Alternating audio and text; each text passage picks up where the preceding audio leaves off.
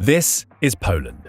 Once the tragic crossroad of European empires, it has undergone nothing short of a Western military renaissance in the 21st century and is now becoming one of the most feared armies in Europe. Yep, you heard that right.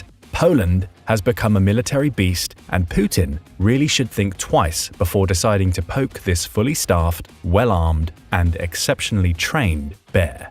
The ongoing war in Ukraine has undeniably influenced Poland's military posture. But with the flurry of spending increases, arms deals, and recruitment programs, what exactly is Poland gearing up for, and will it be prepared?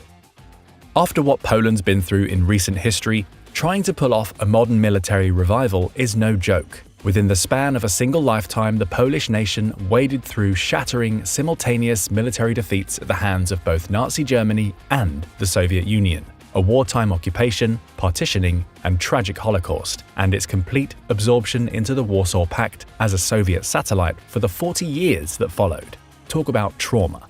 During the latter Cold War period, Poland's population doubled. It maintained a decently large standing army, often joined by Soviet troops stationed within its territory. The Eastern Bloc country, led by unapologetic communist officials closely aligned with Stalin's regime, nevertheless managed to rebuild its devastated cities in the aftermath of World War II, slowly raising the standard of living among its inhabitants.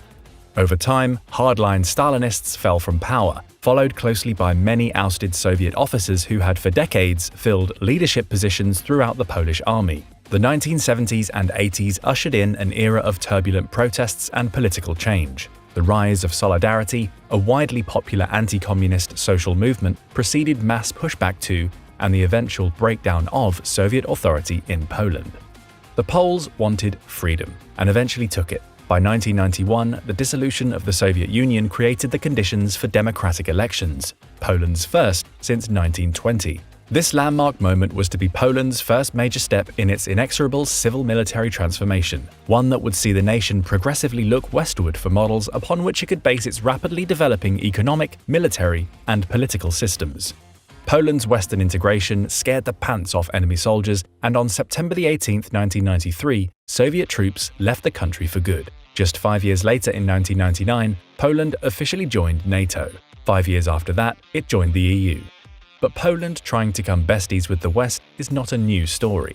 Today, many people forget that though Poland was ravaged by the Axis early on in World War II, its armies in exile fled Soviet gulags and went on to fight gallantly as pilots, sailors, and soldiers within the Allied armies abroad. With hundreds of thousands of Poles voluntarily serving in Italy and on the Eastern Front, they fought with hope that they might someday rebuild Poland from the ashes. A new Poland, one free from the tyranny of coercive foreign regimes.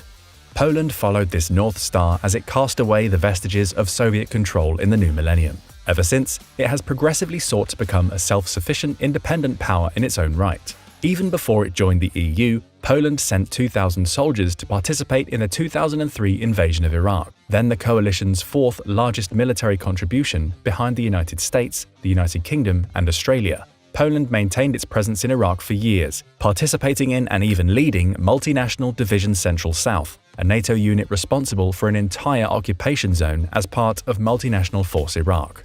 Their deployment lasted until 2008, when Polish troops were finally withdrawn from the country, but Iraq was just the beginning. In Afghanistan too, Poland signaled its solidarity with the West. There for the duration of the 20-year forever war, the Poles proved themselves reliable, trustworthy partners, cycling through more than 33,000 personnel in what constituted the largest peacekeeping mission in Poland's military history. We're telling you, you want these guys to be on your side. But don't take our word for it. Western veterans of these two wars whose tours of duty brought them into contact with their Polish allies almost unanimously praised their martial prowess, professionalism, and battlefield capabilities. Each additional year spent as part of NATO's multinational deployments increased Poland's military effectiveness, interoperability, and trustworthiness.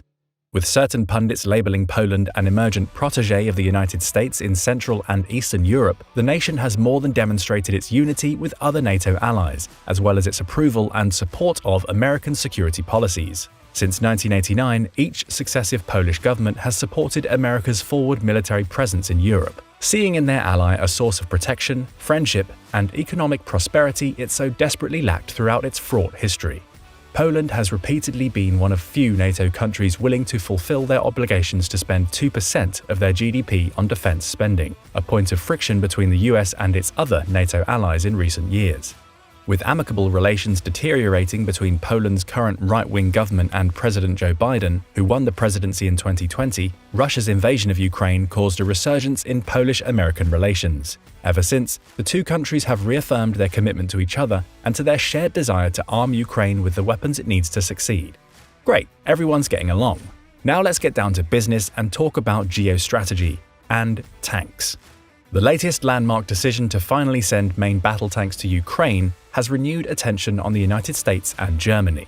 In reality, Ukraine owes much of the decision's outcome to Poland, who was one of the first countries to pressure a reticent Berlin into increasing its support for Ukraine by asking for approval to transfer its own German-made Leopard 2 tanks. Talk about heart. Jeopardizing its own diplomatic relationship with its German neighbor, Poland acted as a catalyst for consensus, eventually deciding to send its Leopards to Ukraine even without explicit German consent. Arguably, this choice helped bring Berlin and the rest of the West into agreement on the issue.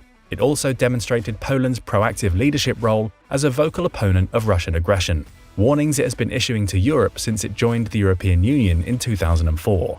Today, Poland is the security linchpin on the NATO alliance's eastern flank. Strategically placed on Russia's westernmost border, its rapid economic modernization and expansion of its armed forces has catapulted it into 20th place in the list of the world's most powerful militaries. During the war in Ukraine, it has accepted more displaced Ukrainian refugees than any other European nation, several million in fact, providing them access to healthcare, education, and employment in the process. Poland also ranks highly in European military aid to Ukraine, surpassing virtually every European nation save their neighbors in the Baltics. To date, they have sent hundreds of tanks, armored vehicles, and small arms to their imperiled neighbor, likewise opening their roadways to an unending stream of international aid flowing into Ukraine in great numbers.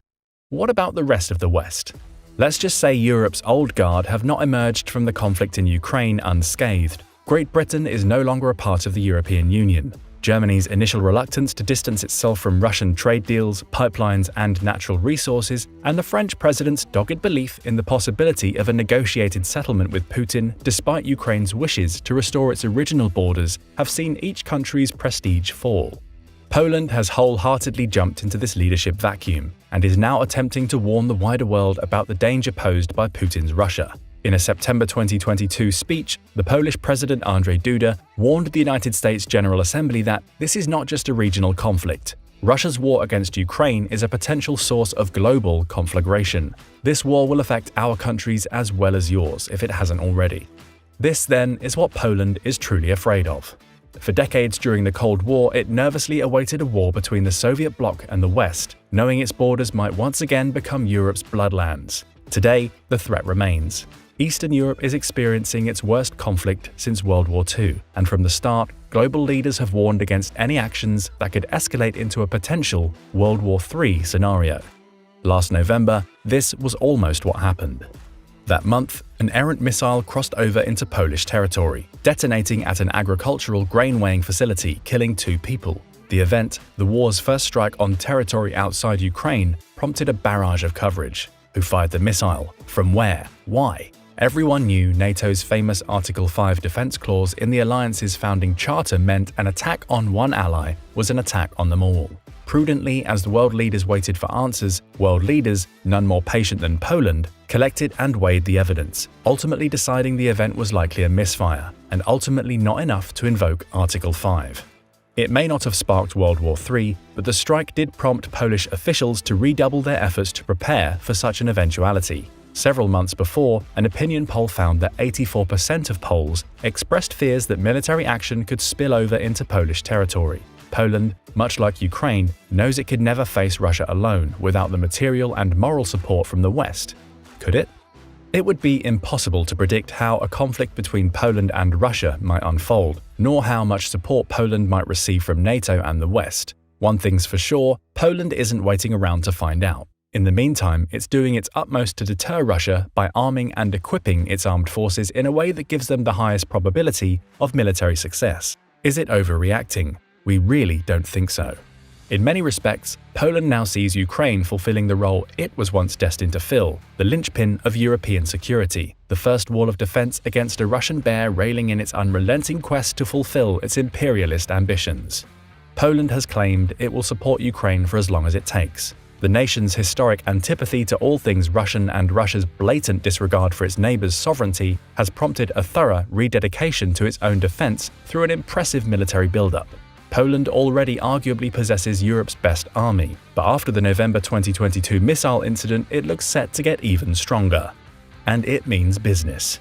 Since the start of Russia's invasion, Poland claims it has experienced its highest wave of recruitment since it officially ended conscription back in 2008. In 2022, it recruited more than 13,500 professional soldiers, about 8% of Poland's total armed forces of 164,000. With the recent announcement to astronomically increase its military spending from 2.5 to 4, possibly even 5% of its GDP, it aims to increase its overall force structure to 300,000 professional soldiers. This will not only dwarf Germany's 1.5% of GDP spent on defense, it will see Poland almost double its army of 170,000. It is the type of commitment that shows Poland has already become, in the words of a senior US Army official in Europe, our most important partner in continental Europe. Wait, it gets better. The Polish military renaissance means an even tighter defense alliance with the United States, one of its main weapon suppliers. In 2020, the Polish government reached agreements to purchase HIMARS rocket launchers, F-35 combat aircraft, Patriot air defense systems, MRAPs, and hundreds of M1 Abrams tanks to replace its stockpile of the 240 Soviet tanks it sent to Ukraine. It has announced its intention to eventually incorporate American Black Hawk helicopters made in Poland by Lockheed Martin, other multi-role aircraft, and drones to complement its arsenal of American F-16s already in use among its air forces.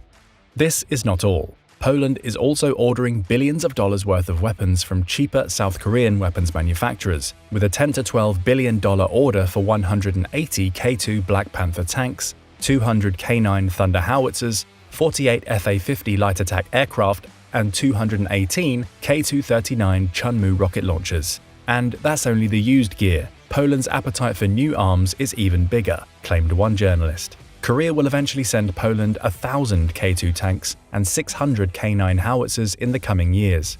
It has also purchased Italian Leonardo attack helicopters to be built in Poland.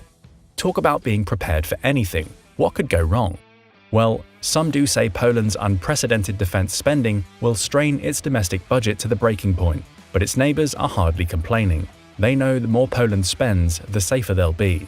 Poland is acting on its stated desire to become Central Europe's preeminent military power. Many doubt whether their vision will ever come to fruition. Polish military stocks are still heavily based on Soviet-era surplus after all, but the recent influx of American weapons like the M1A2 Abrams into the country, its diversification to the other foreign weapon markets, and its emphasis on recruiting and training a new generation of dedicated soldiers certainly paint a promising picture that it might. And in the eventuality that Russian aggression spills beyond Ukraine's borders, Europe can be assured that if any country will be ready to fight, Poland will be chief among them. But what do you think? Will Poland eventually find itself in an epic battle with Putin's army? If so, are they ready? Let us know in the comments, and don't forget to subscribe for more military analysis from military experts. With the amount of lethal aid that the US is delivering to Ukraine to help defend themselves against the ongoing Russian invasion, it's logical to ask, could the US conquer Russia on its own? To answer that, we need to take a closer look at both countries' militaries, compare their strengths and weaknesses, and get clear on who is the bravest and the baddest armed force out there. Starting off with a deep dive, let's talk about nuclear power. Here's the thing. We need to accept that comparing US and Russian military power will have to exclude the use of nuclear weapons by either side.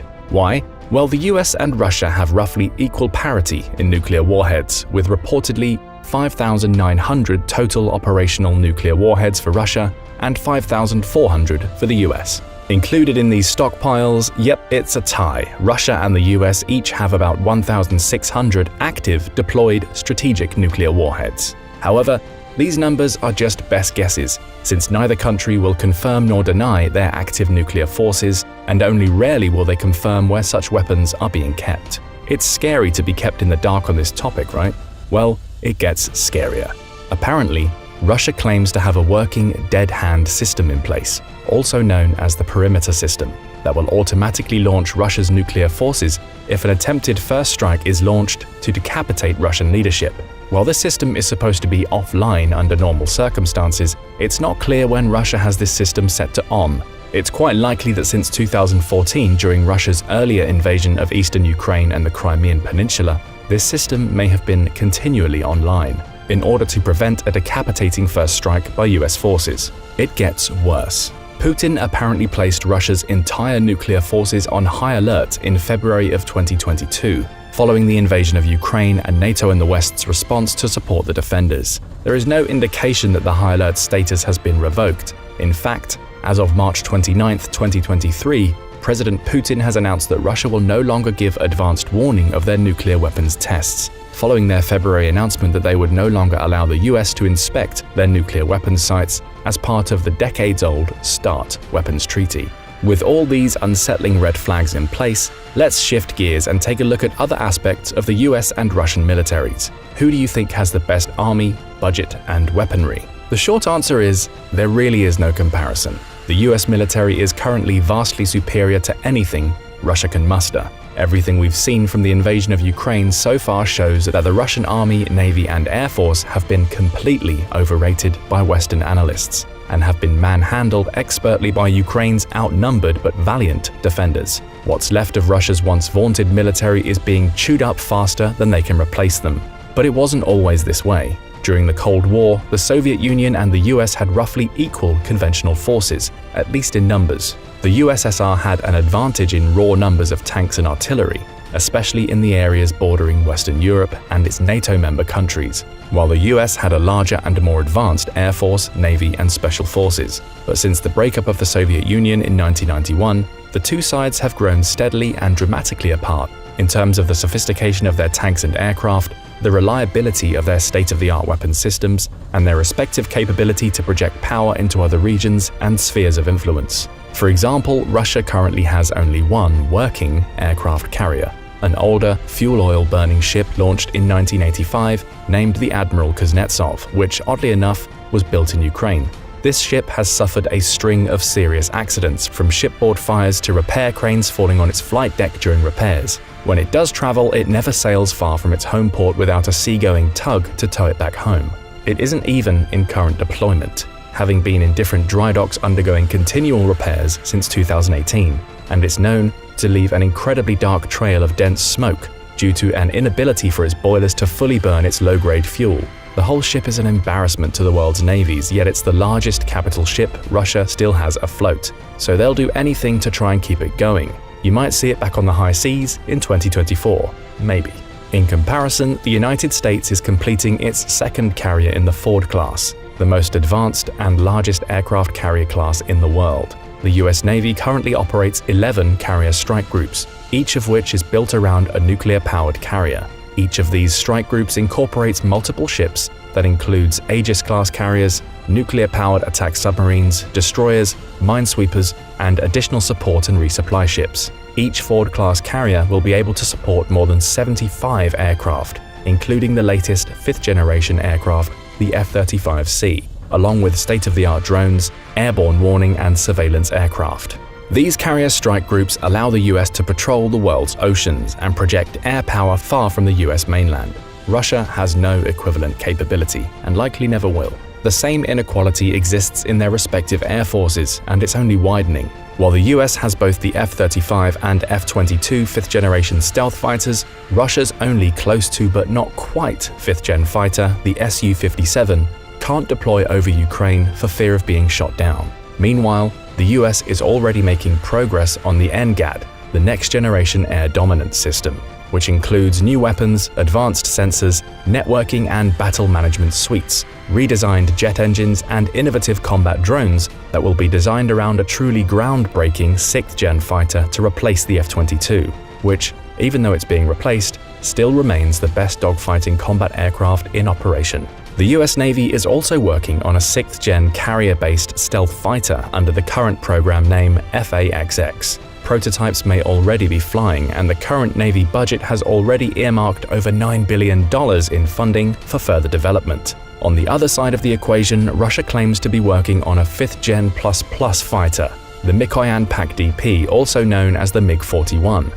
But so far it barely exists in reduced-sized wind tunnel mock-ups, and may not be seen as a flying prototype until sometime in the mid-2030s. Then there are the respective tank forces. The US Abrams tank may not be the world's best. Some argue that spot is taken up by the Israeli Merkava, the German Leopard 2, or the British Challenger 2. But the Abrams has been battle-tested since the First Gulf War in 1990, and has been continually upgraded and improved. Currently, the Abrams M1A2 System Enhancement Package version 4, SEP version 4, will employ 3rd generation 3-gen FLIR, forward-looking infrared advanced optics that allow tank commanders to identify and attack targets farther away than ever before. Of course, Russian fanboys will point to the much-vaunted T-14 Armata as the best tank in the world. Except, well, where to begin? The tank was designed around the A85-3 engine, a copy of an X-shaped German engine which was never designed for tank propulsion. The tank's electronics and computer controls suffer from a lack of advanced computer chips, which under Western sanctions has been a real Achilles heel for the Russian economy. Captured Russian drones show they are so desperate for computer chips that they've resorted to using stolen Swedish traffic cameras for their guts. Without a consistent supply of computer chips, there's no way Russia can mass-produce the Armata. That wasn't bad enough. The production company for the Armata, UVZ, is busy upgrading previously mothballed T-62s and supporting the overworked T-72B3 and T-90M assembly lines. Currently, any Armatas being assembled are being done by hand. That may work for limited production Rolls-Royces and Lamborghinis, but it doesn't bode well for the implementation of a mass-produced battlefield weapons platform.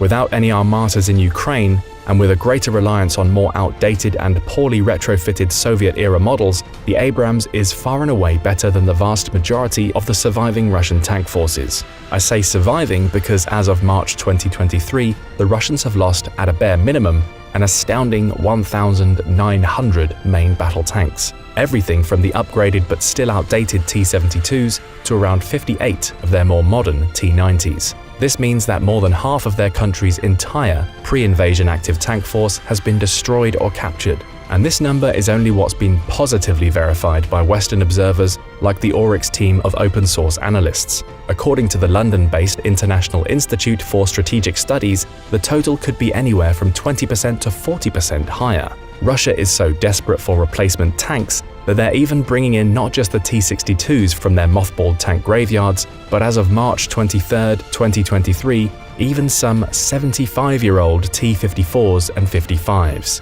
That would be like the US bringing back its Korean War-era M47 and M48 patterns. The bad news doesn't stop there. Russia has also lost around 800 infantry fighting vehicles, lightly armored trucks and transports, 2,200 armored fighting vehicles like the various MBT, MBD, and BTR models, 230 mobile command posts and communication units, 300 engineering vehicles, 190 towed artillery pieces, 370 self-propelled artillery, 190 multiple rocket launchers (MLRS), 100 surface-to-air systems, 2,300 unarmored transports, jeeps, and other vehicles. Honestly, at this point, it's almost easier to count which tanks and vehicles Russia has left, rather than try to keep up with the ones they've lost. And again, all of this has happened not against NATO or the US directly, but against much smaller Ukraine, and in just over a year. The Russian Air Force, when it's deigned to make an appearance over the battlefield, has also suffered unusually high casualties. It's estimated that 6 to 8% of its active tactical combat aircraft have been destroyed, including around 15% of its pre-invasion multi-role and ground attack aircraft, including the more advanced Su-30SM and Su-34. Douglas Barry, a military aviation analyst at the IISS, believes at least 20 Su-34 strike aircraft have been lost, along with one or two of their top-of-the-line Su-35s. And if you're still counting, you can tack on a minimum of 80 combat helicopters. Russia's navy isn't doing any better. In April of 2022, the flagship of the Black Sea Fleet, the cruiser Moskva, was sunk by Ukrainian drone attacks, though Russia at first claimed it was due to a fire started by careless smokers. Following that meme show, the frigate Admiral Makarov assumed the role of flagship of the Black Sea Fleet, but it was attacked less than a month later in May of 2022. It's not confirmed, but the Makarov might now be inoperable. All told, the Russian Navy has lost 18 ships of various sizes and has had to pull all of its ships of any value back from the western Black Sea due to fears of more air and sea drone attacks. Not a very good showing against a country that officially has no navy. Then there's the overall troop losses. According to several estimates, Russia has lost as many as 200,000 to 270,000 troops, either killed, wounded, or missing, or captured in the invasion of Ukraine. And with close to 2 million men of draftable age having left the country to avoid Putin's first conscription in 2022, those troops won't be easily replaced. Neither will the hundreds of trained pilots, nor the hundreds of highly trained elite paratroopers and special forces killed in the first days of the war in the failed attack on the Hostomel airport, and in the equally disastrous attempt to assassinate President Zelensky. And because the Russian army has never created an independent, think-for-yourself NCO cadre and must be led by higher leaders who do all the thinking for the frontline troops, an astounding 14 generals have been confirmed to have died in the fighting.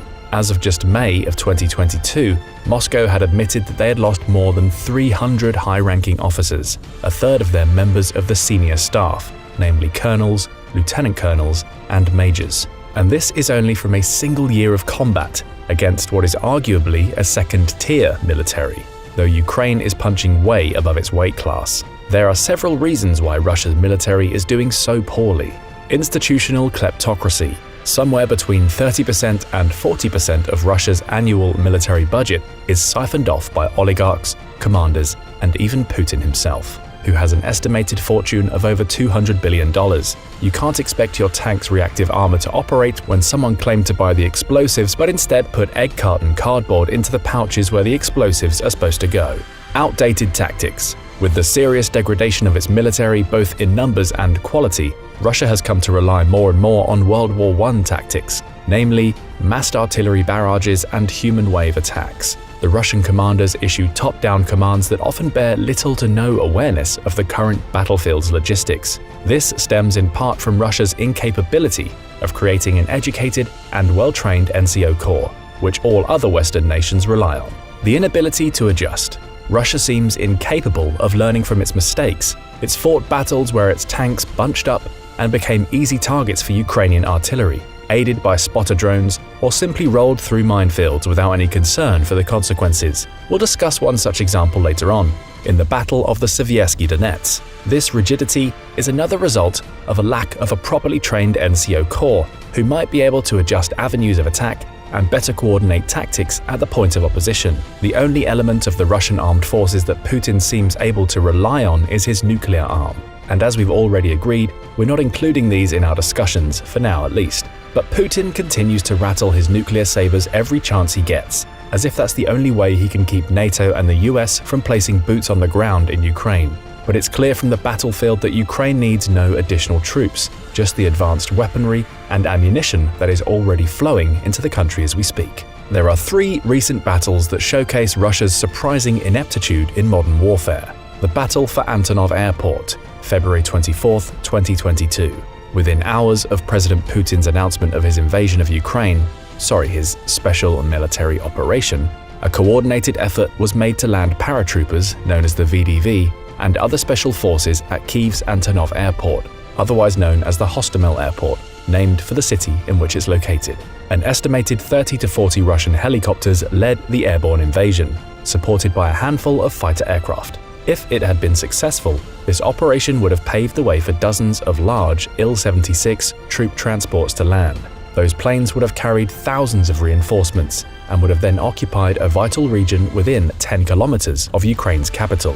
Instead, Ukrainian resistance met the first attackers, and after the initial surprise wore off and Ukrainian mechanized reinforcements arrived, they managed to encircle the airport and eliminate at least 200 of the VDV in just a few days. Meanwhile, Ukrainian artillery cratered the runway, rendering it useless for the planned follow-on landing of the Il-76 transports. The VDV troops held on for weeks, supported by a few tanks and other vehicles that had broken through Ukrainian resistance northwest of Kyiv and had managed to link up with the Russian forces around the airfield, some of which had scattered into the nearby towns of Irpin and Bucha. However, the main column of Russian tanks and reinforcements heading south from Belarus, numbering up to 15,000 troops, never made it to the airport and was stuck in a traffic jam more than 40 kilometers long. In this ill-conceived, poorly supported and mismanaged attack, Putin wasted the best of his elite paratroops, as well as his chance for a quick, decapitating strike on the Ukrainian capital. His miscalculations of the strength and coordination of Ukrainian resistance, combined with his overconfidence about his own military's performance, were merely previews of the disasters that would unfold during the rest of his invasion of Ukraine. The Battle of the Sovietsky Donets. The first year of the invasion of Ukraine has displayed time and again the lack of military coordination on the part of the Russian forces, as well as their inability to adapt to the changing military environment during the heat of battle. Time and again, Russian forces will encounter an ambush, a minefield, or simply a well-prepared defense, and rather than regroup and try a different avenue of attack, will simply plow mindlessly ahead, regardless of the losses. One such event that perfectly encapsulates all the problems Russia is having with modern warfare is the well-documented disaster known as the Battle of the Sovietsky Donets, which occurred the 5th through the 13th of May 2022. In an effort to force a crossing of the Donets River in northeastern Ukraine, a Russian battalion tactical group (BTG), numbering between 1,000 and 1,500 troops, supported by tanks, armored personnel carriers (APCs), and artillery, placed a group of pontoons across the river near the small city of Siversky. They began to send tanks and APCs to the western side, while calling up additional vehicles on the eastern side to prepare to have them cross as well. But Ukraine had advanced warning of this attack, possibly due to satellite surveillance supplied by the US. In preparation, the Ukrainian armed forces brought up both tanks and artillery, with spotter drones overhead. When around half of the vehicles had crossed, Ukrainian artillery began pounding the two pontoon bridges already in place, isolating the forces that had already crossed. They also pounded the now massed vehicle pileup on the far side of the river, destroying a vast number of frontline combat vehicles. Rather than give up against a prepared and alert defensive formation, Russian commanders just continued to feed more forces into the cauldron. Some Russian military bloggers went beyond calling these decisions inept and suicidal and deemed them instead to be sabotage. When the surviving units finally pulled back the following week, Russia had lost over 70 tanks and other vehicles, and by some accounts more than 1,000 troops killed, wounded and missing. Retired British Major General Mick Ryan estimated that the defeat likely resulted in not just a BTG, but probably an entire brigade losing a large part of its combat power. While most Western militaries would see such a calamity as a reason to learn from such mistakes, the Russian command structure doesn't seem to know how to make adjustments. Additional major defeats where Russia seemed heedless of massive casualties occurred at regular intervals across the Ukrainian battlefield, including Kherson, Kharkiv, Zaporizhia, and Volodar, not to mention the estimated 30,000 to 50,000 casualties Russia may have suffered in their months-long struggle to capture the fortified region around Bakhmut. Many observers will say that the Russian-Ukrainian war might not be a fair comparison to a possible Russian-US military encounter. Isn't there some event that would provide a better metric to compare the opposing militaries? As a matter of fact, there is. The so-called Battle for the Konoko Fields, also known as the Battle of Kasham, which occurred in Syria in 2018. This was the first hot encounter between US and Russian forces since the Cold War. The US had stationed a handful of US Marines and Army Special Forces about 5 miles east of the Euphrates River, close to a vital oil drilling and pumping station in eastern Syria to help support a small group of Syrian Democratic Forces (SDF) fighters, also defending the site primarily against ISIS threats in the region. Russian and US forces had previously agreed that a nominal dividing line between the two forces would be the Euphrates River. They had even set up a special hotline between the two areas' command units to make sure there wouldn't be any confusion on the ground, as the Russian troops were also ostensibly opposed to ISIS at the time. At around 5 a.m. on February 7, 2018, a force of some 250 mixed Russian Wagner mercenaries and Syrian pro-government militia attempted to cross the Euphrates southwest of Kasham.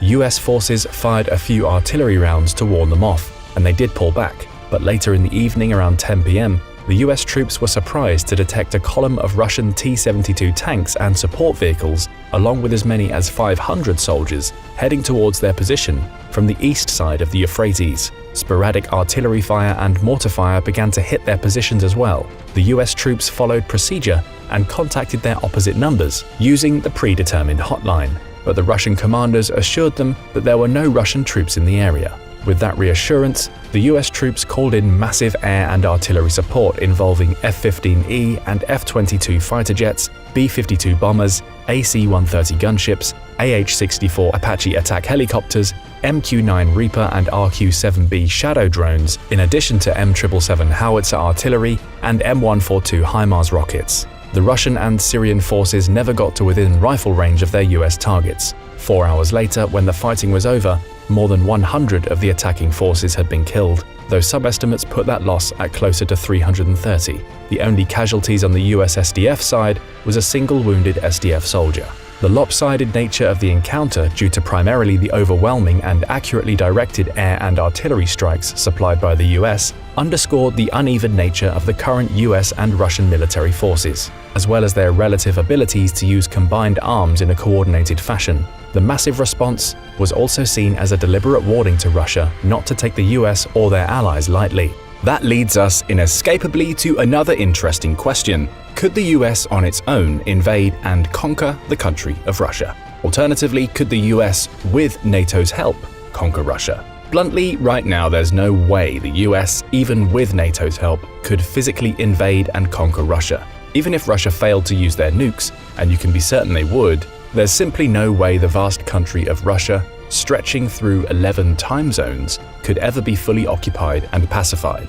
Hold on though, let's break this answer down and then we can talk about some other ways the US could possibly, actually, very probably destroy Russia. It's becoming clear in the modern age that no moderately well-supplied country would be able to be occupied and defeated as long as their people maintained the will to fight. A perfect example is the relatively tiny country of Vietnam. They were one of the first countries to soundly defeat the Mongol Empire in the 13th century and resisted French occupation right up until the Japanese invaded them in 1940.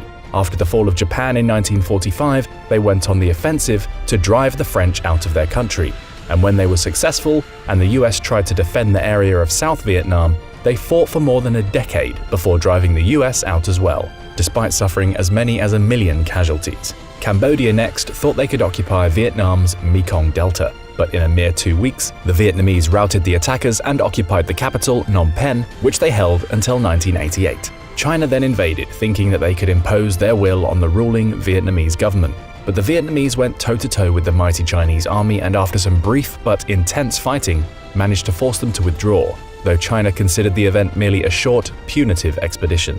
Such determination to defend one's homeland would undoubtedly be faced in Russia as well, but of an order of magnitude far greater. Many segments of Russia see the current invasion of Ukraine and the implied aim of NATO to hang a strategic defeat around Putin's neck as one of an existential crisis for their country. Since Russian media is nothing more than an echo chamber for their dictator-in-chief, most commentators mirror Putin's own comments when he says that in light of such a defeat, "I do not even know if such an ethnic group as the Russian people will be able to survive in the form in which it exists today." You can expect that just as they did with their Herculean efforts to defend their country against the onslaught of Nazi Germany in World War II, Russia will fight on against any invasion, no matter the costs, the consequences, or the forces arrayed against them. They might even find a willing ally in China, who has been eyeing sections of Russia's Far East territories around Vladivostok that as recently as the 1850s were part of Greater China. It's entirely possible that China would be willing to help support the defense of Russia in exchange for what they currently consider historical Chinese territory. There is evidence that China has decided it's in their best interest to keep Russia as an intact nation in order to divide Western opposition. Both countries share an intense dislike of what they perceived as US hegemony throughout the world. And now that Russia has seen its oil and natural gas outlets in the West curtailed by sanctions, by necessity, they've had to turn to China and India as their two primary sources for exploiting petrochemicals. Even closer cooperation in the future is only inevitable. But wait, there's one more option. What if the US managed to topple the Russian government? This may be the trickiest of the three topics to answer. In short, yes, the US could probably topple the Putin government at any time if they wanted to.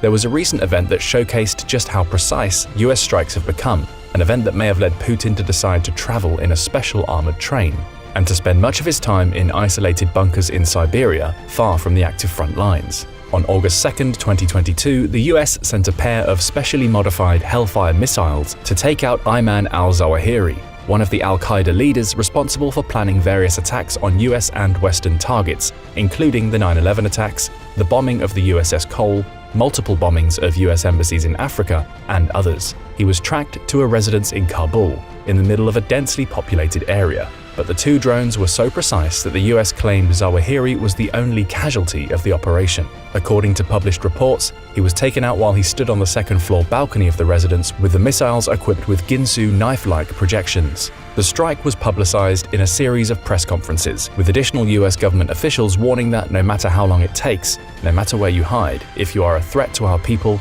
the United States will find you and take you out. No doubt Putin took that threat seriously. But US military and diplomatic policy has matured since the 1950s and 60s, when the CIA routinely toppled governments, many of them democratically elected, in countries like Iran, South Vietnam, Chile, Guatemala, the Congo, and others. Nowadays, the US prefers to let its military-industrial complex do the talking, such as when they toppled Saddam's regime in Iraq. In retrospect, despite the overwhelming military victory the US achieved, the end result was ultimately seen by many as seriously flawed, as the US had no plan to replace the removed Iraqi government with any kind of stable and reliable replacement. And that may be the one main reason why the US doesn't want to topple the Putin dictatorship. There are fears that whoever might replace him could be far worse. The one element of his arsenal that Putin has dared not yet use is his nuclear arsenal. He probably knows that as long as he doesn't employ nukes, then the West will worry he's the only thing holding back a massive nuclear war. He's betting that the US and the West will worry that whoever comes next might not hold back. And so, we've come full circle. It's clear that the one ace in the hole that Russia still holds onto is its nuclear deterrent. Putin dare not use them, for fear that doing so will unleash a horrific response from the West. But Putin has to threaten to use them in fear that their possible use is the only thing keeping NATO from sending actual troops to drive the Russian invaders out of Ukraine.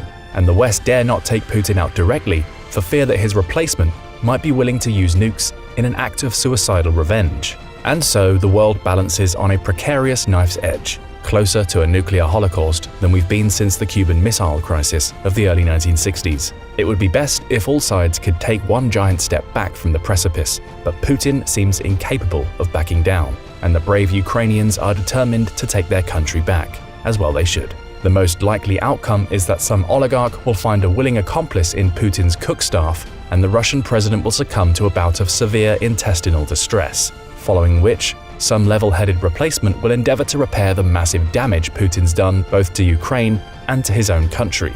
At least, that's what many sane people hope.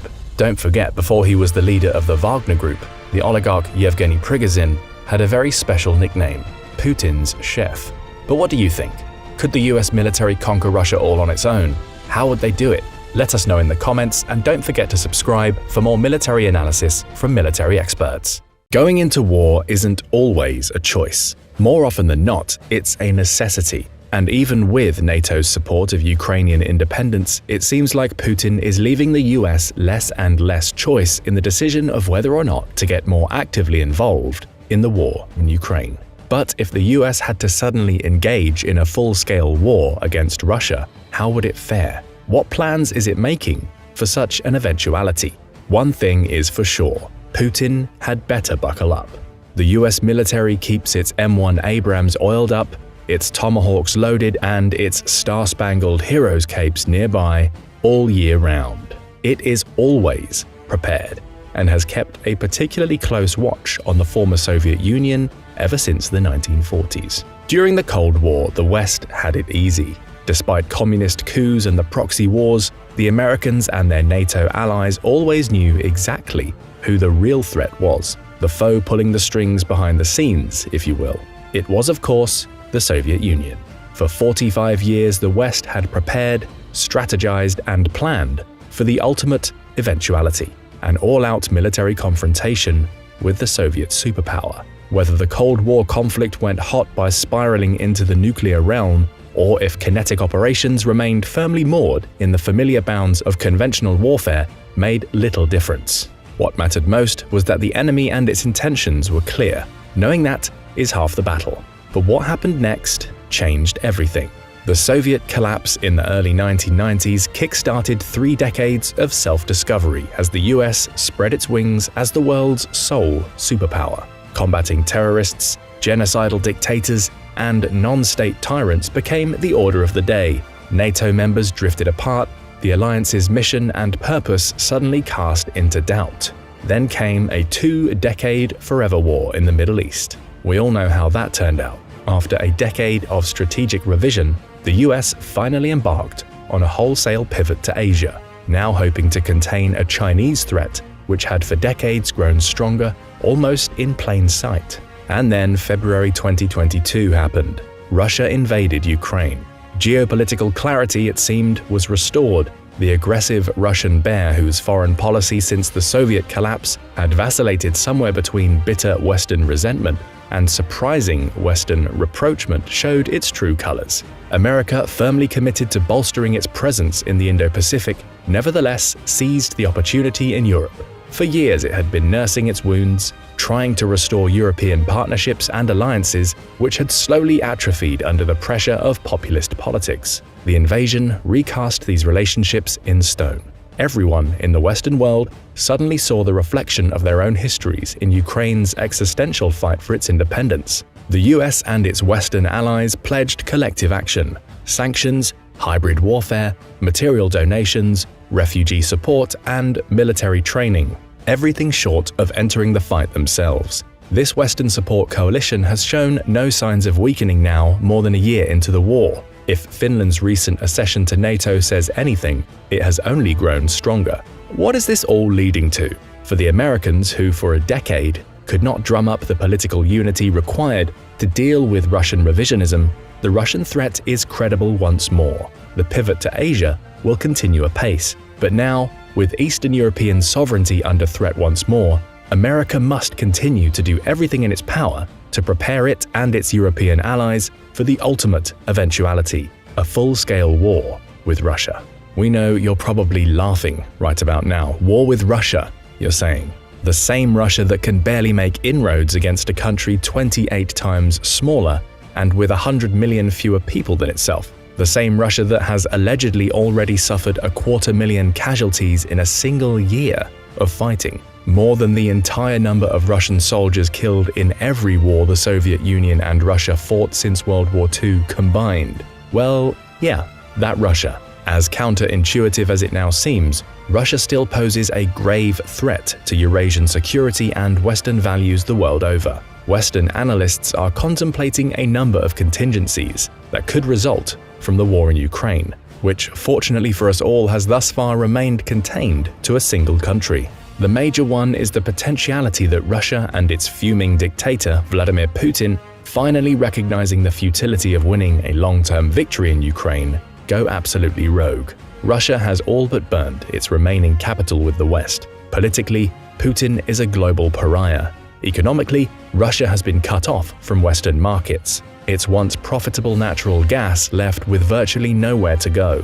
Sanctions continue to cut into its ability to supply its military and civilian population with the specialized industrial and technological parts it needs to function effectively. Militarily, there's little evidence the latest round of mobilization will provide the tactical momentum Russia needs to win over the long term. Rather, it's more likely that untrained Russian conscripts or mobiks will continue to be fed into the meat grinder to little effect. Will Putin back down? You can almost guarantee he won't. He's already raised the stakes too high. His people, his propagandists at least, expect too much of him. He's paranoid. He must deliver on his promises. The Ukrainians, as long as they live and breathe, will never accept the Russian occupation on any scale. As a final recourse, Putin still has his nuclear umbrella, something he knows the West won't gamble on. From our vantage point today, it seems as though Putin's Russia, if it continues its present course, will almost have to go rogue.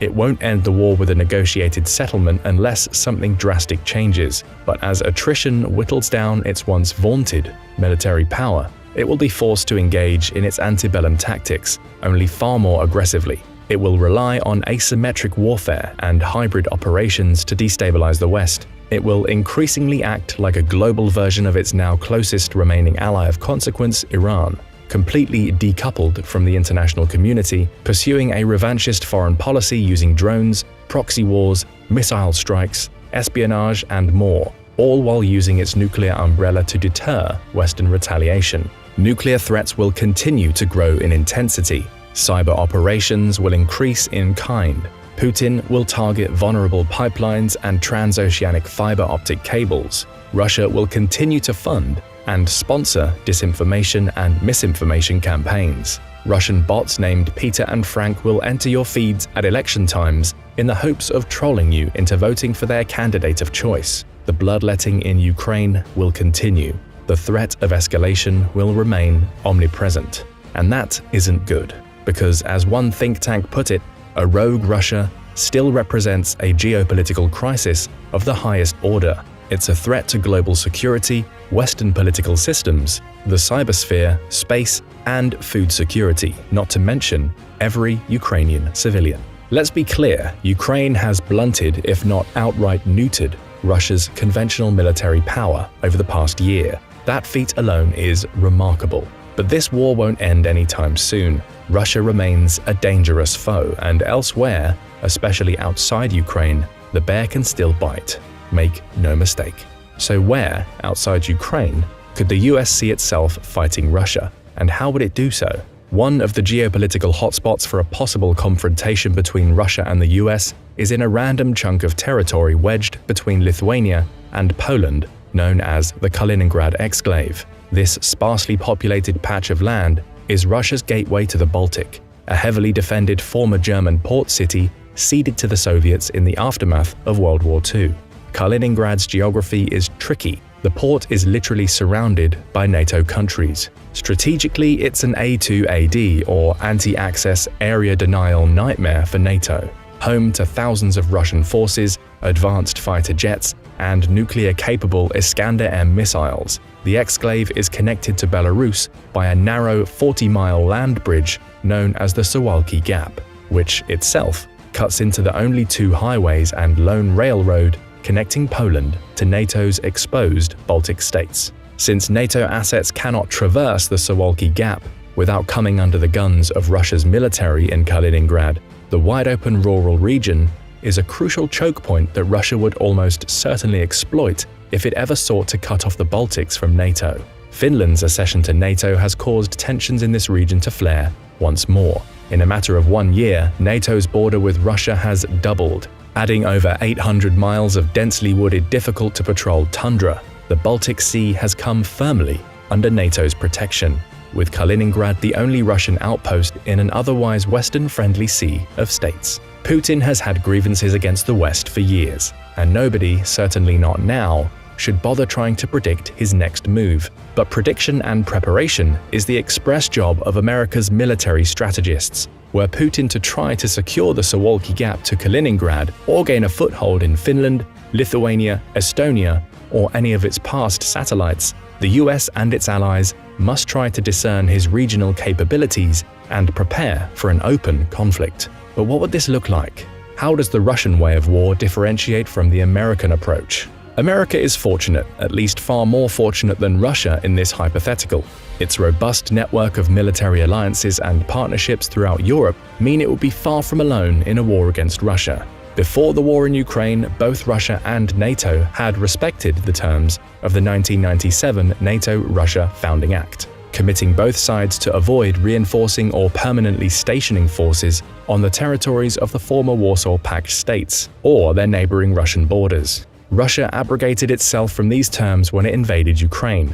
Now, NATO has a clear pathway to bolster its presence in these critical areas using measured multinational deployments and the increased rotation of permanently based American troops. The fact America's force posture would be complemented by the presence of British, Polish, Italian, Spanish, French, Estonian, Latvian, Lithuanian, Finnish, and many other allied partners speaks to the logic of the American way of war, which in the modern era has become multinational and collaborative to the core.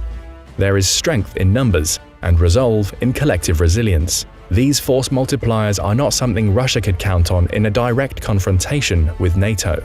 In fact, it can only really count on direct, cooperative assistance from Belarus, And amid its attempts to keep out of the Ukraine war, Belarusian loyalty to Russia is an especially unproven commodity. While Russia has struggled to coax Belarus to fight alongside it, NATO's military personnel now exceeds 5.4 million, 4 times that of Russia. According to Statista, NATO also has about 5 times as many aircraft, 4 times as many armored vehicles, and 3 times as many military ships. Not to mention the backing of the world's biggest defense spender, the US itself, with 1.39 million troops alone, and a defense budget of $801 billion in 2021, dwarfing second-place China with a net spend of $293 billion, and Russia, who spent a paltry $65.9 billion that same year. Before Russia invaded Ukraine, each year it conducted massive multi-day military exercises demonstrating its military power.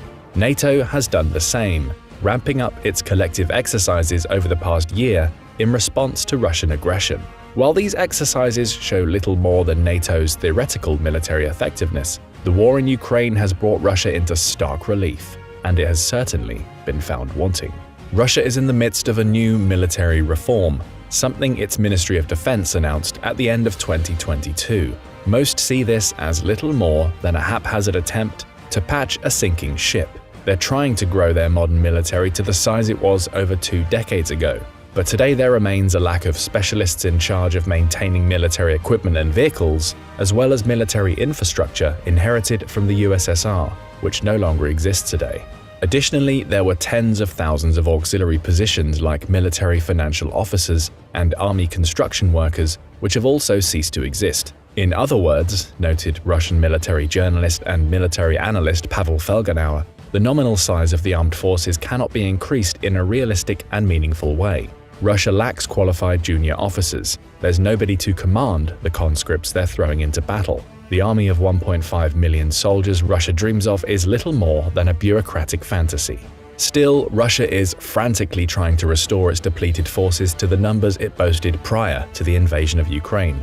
It isn't working. Its armed forces today are lacking in some areas of modern military technology, including drone capability, electronic components, and radar and satellite reconnaissance, Felgenauer told the media. Yes, we have weapons, but our reconnaissance capabilities are weaker than our attack capabilities. So we have a long-range, sometimes precision-guided weapon, but we don't always know where the target is. But what if Russia went into a full-scale war with the West despite these obvious weaknesses? Let's say for the sake of argument that Putin goes rogue. He sees Finland's NATO membership as the final straw. He still doubts the West will risk starting World War III, and he is desperate for a quick victory in Europe. He throws everything into the Ukrainian cauldron, and it all goes wrong. Armed with Western tanks and eventually aircraft, Ukraine mounts a series of counteroffensives that all but push back Russia to its own borders. Decisively defeated on the battlefield, the enemies of Lukashenko's pro-Russian faction in Belarus stage a coup and oust the leader from power. In the cascading crisis, weathered Belarusian volunteers, which for years had fought in Ukraine, return home and help throw the Russians out of their homeland. Belarus thus switched sides, leaving the Russian garrison at Kaliningrad entirely surrounded by enemy forces. The Suwalki Gap is no longer a concern for the West, but it is for Russia. Over time, Poland, Lithuania, and other NATO countries pressure the Russian garrison to demilitarize. Morale sinks. They are at the whims of NATO naval forces in the Baltic, Swedish missiles on the neighboring island of Gotland, and all but blocked from their homeland. Putin decides the time is ripe to present NATO with a sort of final act. He invades Belarus and, hoping to regain a foothold in Eastern Europe, Putin decides to test NATO's resolve, launching an attack on the Suwalki Gap and small villages along the Estonian, Latvian, and Lithuanian borders. He uses Kaliningrad's Iskander missiles and naval missile corvettes to cover his advance. With the bulk of its reserve forces in Poland and Finland, Putin's forces overwhelm the unprepared NATO multinational garrison in Estonia, which is briefly forced into retreat. Russia immediately begins reinforcing its positions, bracing for the inevitable counterattack as NATO triggers Article 5. NATO's tripwire strategy to place small forward presence battalion-sized deployments in the Baltic to absorb a Russian invasion while it rushed its reserves to the front could not prevent Estonia from coming under Russian control. Latvia looks like it will hold, but only just. But once Estonia fell, all of NATO's Baltic states, supported by its European, American, and Canadian allies, converged. The West has wargamed this scenario over and over again, and Russian units immediately feel pressure from NATO's Response Force and Very High Readiness Joint Task Force, a multinational brigade on a constant state of alert. The initial surge into the Baltics is complicated by Russian missile attacks on roads, bridges, and railways. The US and NATO respond by establishing air superiority over Estonia at high risk to itself, beginning with a massive cyber attack and cruise missile strikes launched by a fleet of B-52s on Russian SAM sites that overwhelm their air defenses. Learning the lessons of the Ukraine war, NATO targets Russia's vulnerable logistics infrastructure, supplying its forward Estonian presence. Superior commercial satellites, drone technology, UAVs, electromagnetic capabilities, and next-generation precision-guided munitions fired by interoperable F-35 fighters enable NATO forces to target railway hubs supplying Putin's war in a way the Ukrainians never could. Once Russia gave up their air to NATO and the US, it was essentially game over. Kaliningrad, isolated and completely surrounded, capitulates in a matter of days. NATO continues to pour manpower and material into Estonia at a rate unmatched by Russia. Its theater assets are better maintained. It has higher morale, reinforced by a clear sense of mission. It suffers fewer casualties, a result of superior airlift capabilities and hospital facilities. It engages in full-spectrum multi-domain operations, or the simultaneous attack from sea, air, land, and cyberspace, unleashing a single symphony of violence to break down advanced defenses. It has been trained for years. Through it all, NATO member countries shoulder a fair share of the burden, thus proving the NATO concept. Russian morale breaks under a withering, round-the-clock assault.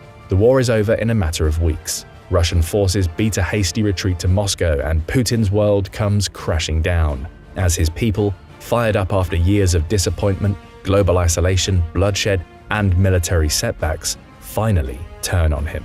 Sure, it's all hypothetical, and yes, it's fair to claim that the West has struggled against forces far weaker than the conventional peers they would face in the Baltics over the past few decades. A fair criticism, but one equally applicable to nearly every country immersed in counterinsurgencies and irregular warfare. It's hard to believe that Russia could ever succeed in an out-and-out military confrontation against the West all on its own. If the West applies the full weight of its collective military capabilities on a clearly defined enemy, the outcome for Putin would be very, very bad indeed. His only recourse, again, would be to threaten the world with nuclear destruction. Would he really go that far? What do you think? Let us know in the comments, and don't forget to subscribe for more military analysis from military experts. There probably aren't a lot of things that can scare a cold-blooded, egomaniacal Russian dictator like Putin, but there are some. COVID-19, for instance. The guy's terrified of it and makes his staff take PCR tests several times a day, every day. Then there's assassins, independent media, democratic elections, and democracy in general. The probability of being overthrown by his own people, and Finland. Wait, what? Finland? Yep. The happiest country in the world with around 75% forest surface and the world's biggest archipelago absolutely terrifies the current head of the Russian Federation. Here's why. Imagine for a moment you're a Russian resident in the port city of St. Petersburg, north of Moscow on the Baltic Sea. It's the year 2023. And you turn on the television to discover that once neutral Finland, your neighbor to the north, is now a part of the NATO alliance. It's a shocking blow, if only because you know exactly what it means for you and your family. Putin has been fuming about Western imperial expansion for months now. And as things have gotten worse in Ukraine, you fear it's only a matter of time before you or someone you know is conscripted and sent to the front lines as cannon fodder. The way the propagandists have been talking about Finland's defection to the West and Russia's Baltic access being restricted by NATO nations, you worry that Ukraine is just the start of a decade of war that will inevitably end on your doorstep. Finland is, after all, less than 125 miles from St. Petersburg, well within range of Western long-range guided missiles now being deployed over the border. You get goosebumps as a chill runs down your spine. The future, as long as Putin is in power, looks very dark indeed.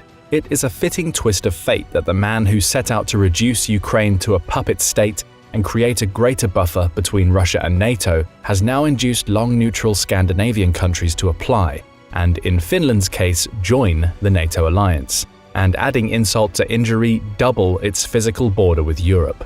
During the Cold War, neutral Finland had to be in line with Russia. Fearful of reprisal and repression, it will do so no longer. Now bolstered by its Western allies, Finland offers undeniable physical, material, and technological benefits to NATO, and that should scare Putin. If the invasion of Ukraine tells us one thing about Putin, it's that he cannot conscience the prospect of ex-Soviet satellites drifting into Western orbit. Back in 2014, when the war in Ukraine really started, Ukraine was already on this path. A presidential coup had deposed its leader, and quickly Ukraine's very constitution was amended to include a clause saying that the country would immediately strive to meet qualifications for eventual NATO membership.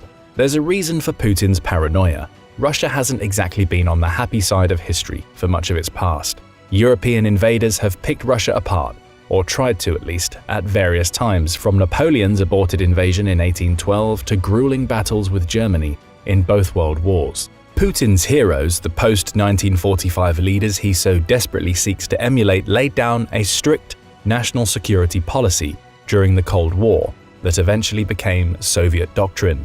Rather than sit idly while countries on its frontiers flirted with Western influence, Russia would incorporate them into its own ideological bloc, spanning Eastern Europe. The buffer it created with the Warsaw Pact is still cited by Putin and his propagandists as necessary for Russian independence. Without it, Russia allegedly becomes susceptible to Western invasion, and if you can't see the irony there, you won't see it anywhere. The geography of the Russian frontier plays an important role in this strategic outlook, and is thus relevant to our discussion today. Eastern Europe offers far fewer natural defensive barriers than elsewhere, like say the mountainous borders between Austria and Italy. As industrialization transformed the face of war in the 20th century, Russia had to reckon with the advent of modern, mechanized forces and armor. In World War II, German advances over the Eurasian steppes covered dozens, even hundreds of miles a day, stemmed only at a massive cost to Soviet manpower pools. Russia has benefited from Finnish neutrality since 1945 for many reasons, but paramount among them is the idea that it simply did not have to worry about the hostilities spilling out across its massive border in a hypothetical confrontation with NATO. That until today would most likely be confined to a small sliver of Baltic territory. No longer. When Finland officially joined NATO in 2023, Russia's border with the alliance effectively doubled. It now has 830 miles of difficult-to-patrol tundra, swamps, forests, and flatlands to worry about. Putin's defensive calculus was altered overnight. He may pretend Finland's accession doesn't bother him, but it does. As Putin told the Finnish Prime Minister in 2022, "When we look across the border now, we see a Finn on the other side. If Finland joins NATO, we will see an enemy." Strategically, Russia simply lacks the troops to handle this frontier, since they've deployed most of their available forces in Ukraine. It's a bear of a problem to deal with, one that simultaneously shrinks Putin's sphere of influence and makes his imperial ambition even harder to achieve. NATO 1, Russia 0. The Kremlin's time-tested tactic to place the onus of aggression on its enemies is one it will continue using, portraying NATO enlargement as the cause of its actions, not the consequence. These rhetorical gymnastics are predictable enough. Now that Finland has joined NATO, democratically, we should note, something the Kremlin will not, Putin can use it as the cornerstone of his hateful crusade in Ukraine, a symptom of broader Western challenges to Russian interests everywhere. Putin has sworn that there will be consequences from Finnish and Swedish membership. That threat just doesn't cause the same alarm bells to ring today as it might have when it was issued, but NATO will still take it seriously. Just because Russia may lack the military means to make Finland pay, doesn't mean it will stop talking about it anytime soon. The same goes for Finland. These two countries have a past, and let's just say they could never really play nice. You see, there is real enmity between both countries, one that is historically rooted in shared 20th century experiences. Russo-Finnish animosity originated in Finland's membership as part of the Russian Empire until its independence in 1917, when the Tsarist government collapsed. Throughout the 1920s, Finland tried to retain its neutrality, backing out of a last-minute defense alliance with Poland, Latvia, and Lithuania at the last minute.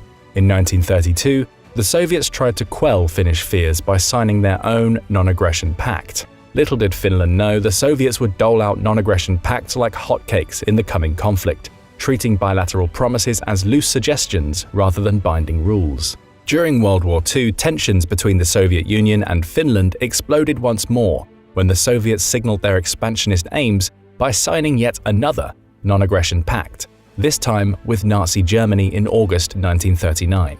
This was the one that stunned the world, starting a global war that would consume the globe. As a result, the sovereign state of Poland ceased to exist, and Soviet leaders set their sights on the next target, the Karelian Isthmus and the border of Finland, just west of Leningrad, modern-day St. Petersburg. It didn't take much by way of negotiation for the Soviets to launch an armored blitz over the Finnish border on November 30, 1939, kickstarting the Russo-Finnish War, or Winter War. The Finnish response to an invasion of 1 million men is the stuff of legend, one whose indomitable courage and resilience have been likened to Ukrainian resolve in its existential crisis against Russia today.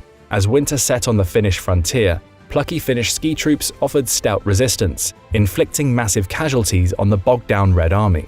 Ultimately, though the Finns, lacking any Western assistance whatsoever from Britain and France, proved unable to stop the Soviets from reaching Vyborg in 1940. The invasion taught Soviet leaders it could neither conquer nor govern a territory that size with the forces at hand.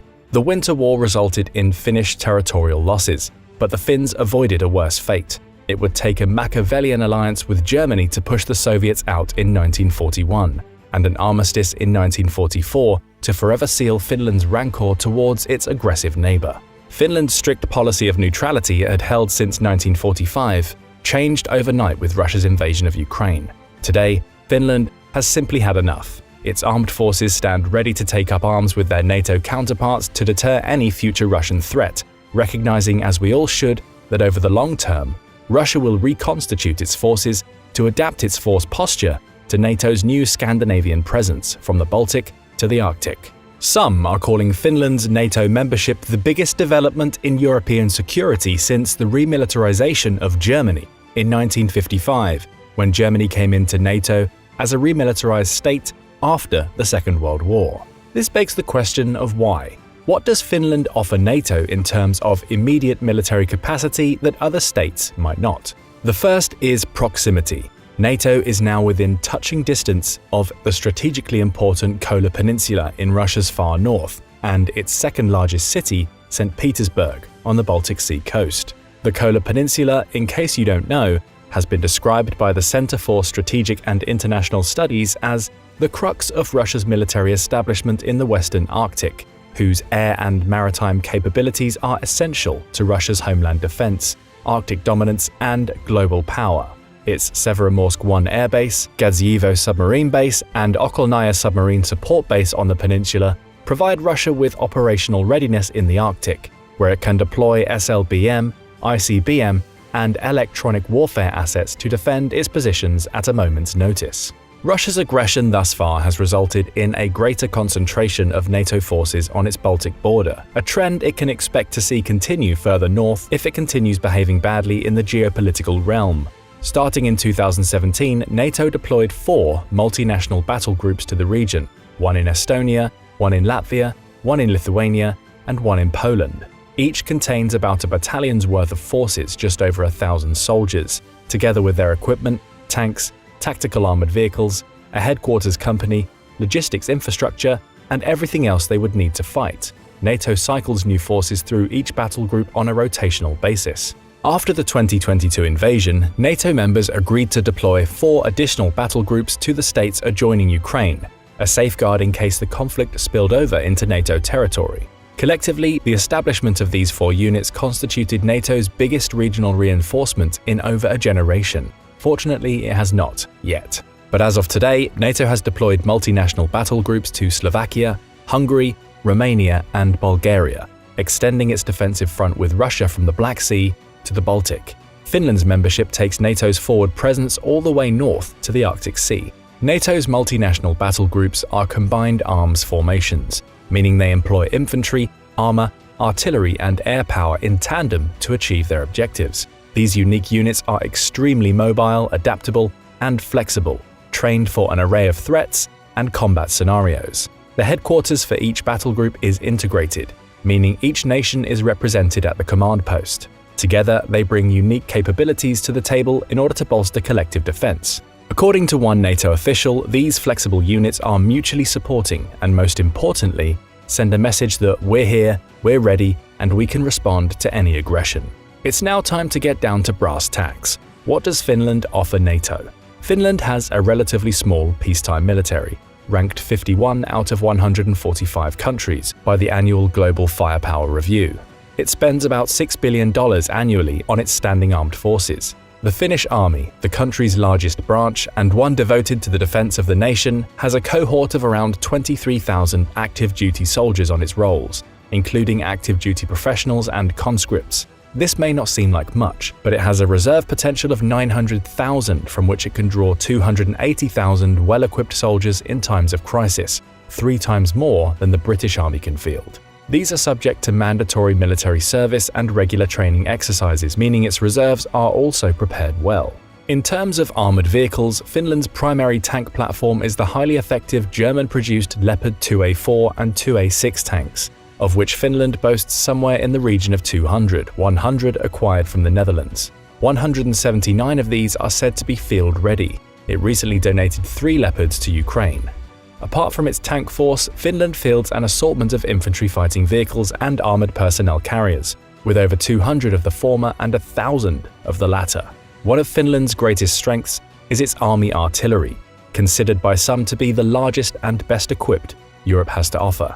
Among more than 900 artillery pieces, it uses the Korean K9 Thunder self-propelled howitzer, the 155 K98 towed howitzer, and M270 Multiple Launch Rocket System, or MLRS, built by the United States. It also has over 700 heavy mortars, 18 Amos self-propelled mortars, 34 2S1 Gvozdika self-propelled howitzers, 471 light howitzers, and 76 130mm field guns. This is a lot of firepower, part of Finland's plan to have the most firepower in Europe by some margin.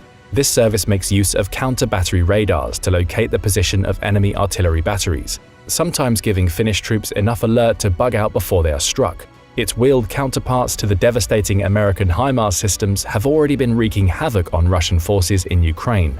It has been said that the Finnish artillery has more artillery firepower than the combined militaries of Poland, Germany, Norway, and Sweden can muster. The country offers one of the premier artillery firing training areas in the world, Rovajärvi in northern Finland. One comment on an article covering Finland's artillery capabilities stuck out. As someone who did his military service in a forward observer team, the commenter notes, "I am very jealous of Finnish artillery. Even if a lot of systems are old, quantity has a quality all of its own, and that goes double for artillery." The Wilson Center has noted that one of Finland's assets is its well-equipped civilian defense infrastructure, which can be rapidly mobilized to assist in times of crisis or war. This is called the Civilian Total Defense, an organization that would rush to ensure the nation has enough food, fuel reserves, bomb shelters, and protection for 6 months in the event of an attack. This, as you might expect, was created as a direct consequence of repelling the Soviet Union's full-scale invasion in the 1940s, and the country's strategic stockpiles showed their utility when Finland tapped into them during the COVID-19 pandemic. Finland is a technologically advanced nation with a host of industrial-grade IT capabilities, including 5G communications and cybersecurity. This means that Finland's membership automatically conferred NATO with Nokia's entire regional network of 5G infrastructure, a major boom in an era of increasing cyber competition. Finland, relative to many other countries, is resilient to digital attacks, currently ranked 11th in the Cybersecurity Index. It is a telecommunications and intelligence powerhouse, which NATO will reap the rewards from for years to come. Finland's accession to NATO has essentially turned the once contested Baltic Sea into a NATO lake. All of its coastal states are now a part of NATO. If Sweden can follow in Finland's footsteps, which many are optimistic it can, for the first time since the abolition of the Kalmar Union in 1523, the Wilson Center study observes, all the Nordics will be members of the same military alliance. From a military strategy perspective, the additional geographical depth that Finland and Sweden create for regional defense is extremely valuable for all the Nordic countries, as well as for the Baltics.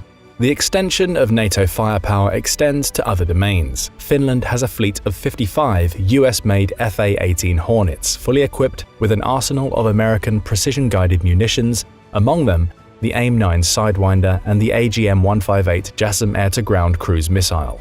In 2022, Finland announced it will station 64 newly acquired F-35 stealth fighters in Lapland starting in 2026. These will be entirely operational by 2030. Their presence makes them interoperable with NATO's existing Baltic Sea air defense missions, and we predict NATO will further extend these missions into Finland on the basis of its existing Baltic air policing operation. In terms of naval power, Finland has the 12th largest navy in the world, with a fleet including 8 missile boats and 10 minesweepers that will come in handy as part of NATO task forces operating within the Baltic. Fortunately for NATO, Finland already spends more than 2% of its GDP on defense, a number that will only rise now that it has become a bulwark of Western security. Finland is not one to shirk its defense responsibilities. Combining its artillery with highly specialized mobile light infantry units, it will wreak havoc on a much larger invading force and make its ancestors proud. By now, we're pretty sure we've made our point. Finland is a military power not to be messed with. What will Putin do? It's unclear whether Russia has the strategic or economic bandwidth to adequately deal with the security complications posed by Finland's NATO membership. Even without NATO, Finland would pose a serious adversary. NATO has military bases throughout Europe.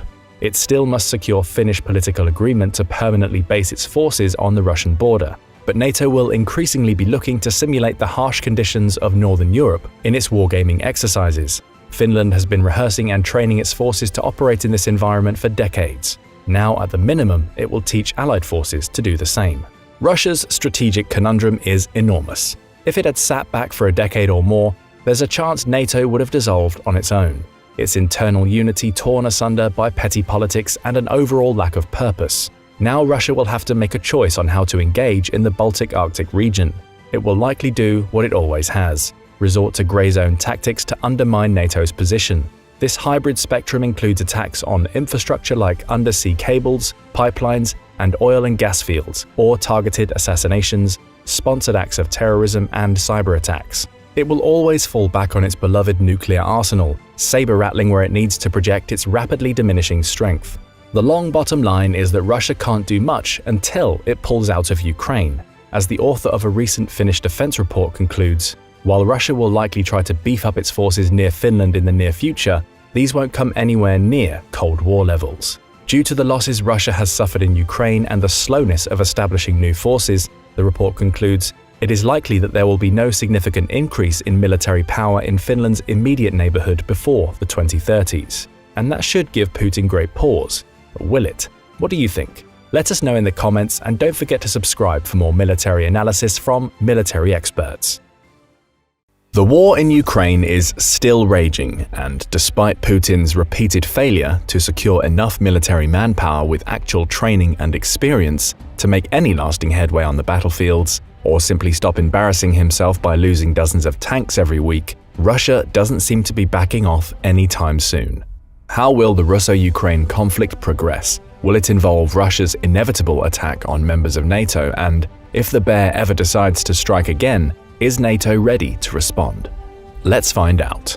This is Belgium, famous for its fluffy waffles, artisanal chocolate, and for being home to the North Atlantic Treaty Organization, aka NATO. While NATO's headquarters are based in Brussels, the capital of Belgium, its powerful member countries span over continents and include some of the world's most powerful militaries, including the UK, France, Spain, Germany, Turkey, and of course, the US. Impressive, right? But while NATO is composed of as many as 31 member countries with access to combined military forces of approximately 3.6 million active duty personnel, the US military is still one of the largest in the world, with over 1.3 million active duty personnel and more than 800,000 reserve personnel. Let's just say it's a good thing that NATO and the US are in the frat house. Since its very inception in 1949, NATO has reckoned with the possibility of having to fend off a Russian attack. The hows and the whys of that particular scenario were always in flux, but the threat remained the same.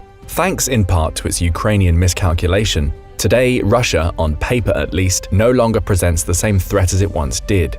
According to a very recent report from the Institute for the Study of War, Russian forces in Ukraine are operating in decentralized and largely degraded formations throughout the theater, and the current pattern of deployment suggests that most available units are already online and engaged in either offensive or defensive operations. That leaves virtually no troops left over to attack elsewhere, and that's good news for NATO. But because of its undeniable history of aggressive behavior under the leadership of Vladimir Putin, states underestimate Russia at their own peril. Well, NATO certainly isn't making that mistake. Russia remains its primary geopolitical adversary, and you can be sure it is poised and ready for whatever Russia can throw at it. What exactly does NATO deploy to defend its borders? NATO has had a credible military presence on Europe's eastern flank for nearly a decade now, and since 2022, it has only grown stronger. In the aftermath of the Cold War, the Baltic states eagerly submitted their application for NATO membership, having agreed to undertake the required political and military reforms. On March 29, 2004, the trio of Latvia, Lithuania, and Estonia successfully joined the world's most powerful military bloc. Since then, these small states, along with Finland, who just this year became the alliance's newest member, have become arguably the most important actors in a hypothetical war against Russia. It is them, after all, who share long, difficult-to-patrol borders with their eastern neighbor, and it is them who will be NATO's first line of defense in a hypothetical war scenario with Russia. Unlike Finland, who immediately brought a robust reserve of 280,000 soldiers, 650 tanks, including 200 German-manufactured Leopards, and what many consider Western Europe's strongest artillery to NATO upon joining, the Baltics had to fight an uphill battle to bring their relatively humble forces up to snuff. When we say humble, here's what we mean. Estonia possesses 1,976 armored fighting vehicles, Latvia has 2,930, and Lithuania has 5,456 armored fighting vehicles, and none of these countries have any tanks. Finland also has a larger active military personnel count compared to Lithuania's 17,000, Latvia's 6,000, and Estonia's 5,000. In short, Finland is pretty hardcore when it comes to military power in Europe, and we're guessing everybody was really glad it decided to join NATO, especially the Baltic countries. As one retired US military officer noted, upon joining the alliance, the Baltic states were at 1 on a 1 to 10 scale of military capabilities. They needed arms, they needed ammunition, they needed vehicles, and they needed training, and they needed it all fast. This their Western allies agreed to provide them with the aim of making them interoperable with Western-style thinking and doctrine. The Baltic states reciprocated, having proved their loyalty by deploying forces on UN missions and making a not insignificant contribution to NATO operations in Iraq and Afghanistan. You may not realize, for instance, that it was Estonia that agreed to fight alongside Western allies in the Middle East without any national caveats, and for its efforts suffered one of the highest ratios of deaths per capita of any of the Allied countries. Having transformed their political and military systems in a remarkably short period of time, the Baltics emerged as NATO's most critical region. Since the early 2000s, Moscow has repeatedly claimed it was NATO's eastward enlargement that threatened its territorial security and drove it to invade its neighbors. This rhetoric has only intensified as Putin sought justification for his unwarranted invasion of Ukraine, and Finland's accession to NATO succeeded in 2023. Today, NATO's eastern flank is at the center of its strategy to deter and defend itself from a potential Russian attack. This was not always the case. Similar to the way Putin cites NATO's otherwise peaceful enlargement as his rationale for fighting in Ukraine, NATO cited Putin's aggression as its rationale for reinforcing its eastern border. Back in 2014, Russia violated Ukrainian sovereignty by invading and annexing the Crimean Peninsula. This was when the Russo-Ukrainian War truly began.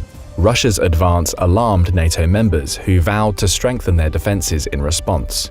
2 years later, at the 2016 NATO summit in Warsaw, Poland, the alliance announced its Enhanced Forward Presence, or EFP, operational plan, a tailored forward presence to better deter a Russian attack. Starting in 2017, NATO deployed 4 multinational battle groups to the region, one in Estonia, one in Latvia, one in Lithuania, and one in Poland. Each contains about a battalion's worth of forces, just over 1,000 soldiers, together with their equipment, tanks, tactical armored vehicles, a headquarters company, logistics infrastructure, and everything else they would need to fight. NATO cycles new forces through each battle group on a rotational basis. Collectively, the establishment of these 4 units constituted NATO's biggest regional reinforcement in over a generation. NATO's multinational battle groups are combined arms formations, meaning they employ infantry, armor, artillery, and air power in tandem to achieve their objectives. These unique units are extremely mobile, adaptable, and flexible, trained for an array of threats and combat scenarios. The headquarters for each battle group is integrated, meaning each nation is represented at the command post. Together, they bring unique capabilities to the table in order to bolster collective defense. Each is led by a single lead nation who coordinates the battle group's actions with the host nation, who supplies the majority of their territorial defense forces.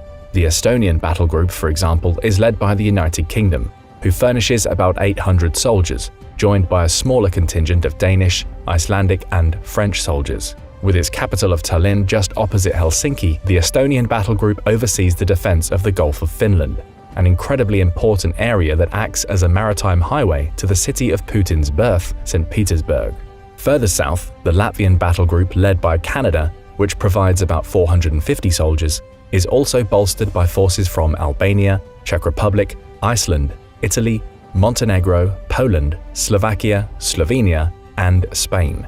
As of 2022, Latvia hosts about 1,700 NATO soldiers as part of its enhanced forward presence. In Lithuania, a critical Baltic state that borders the Russian exclave of Kaliningrad, Germany leads the multinational battle group, providing about 450 soldiers, complemented by contingents from Belgium, Norway, Luxembourg, Czech Republic, and the Netherlands. Poland possesses the largest multinational battle group, a rapid response force that would be scrambled forward if any others came under threat. It is led by the United States, who provides 1,000 soldiers on a rotational basis. They are joined by forces from the United Kingdom, Romania, and Croatia. NATO continued developing its enhanced forward presence in the Baltics until 2022, when Russia again forced it to reassess its security commitments in the east. Recognizing the changing security landscape, Ukraine's plight brought additional focus to NATO, who became more unified than ever.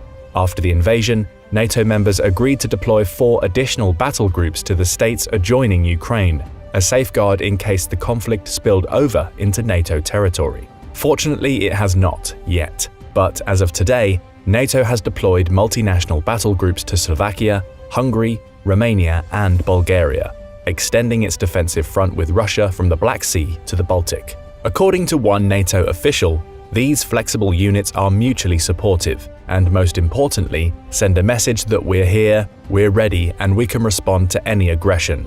Colonel Di Bevan, the British commander of NATO Battle Group Estonia, commented that the beauty of NATO's forward presence comes in its unity of effort with many allies and partners, something Russia cannot boast. The fact that we are able to work so effortlessly and seamlessly together and able to integrate, he said, is a clear demonstration of the cohesive nature of the alliance and the unity that we have, and that underscores our collective defense.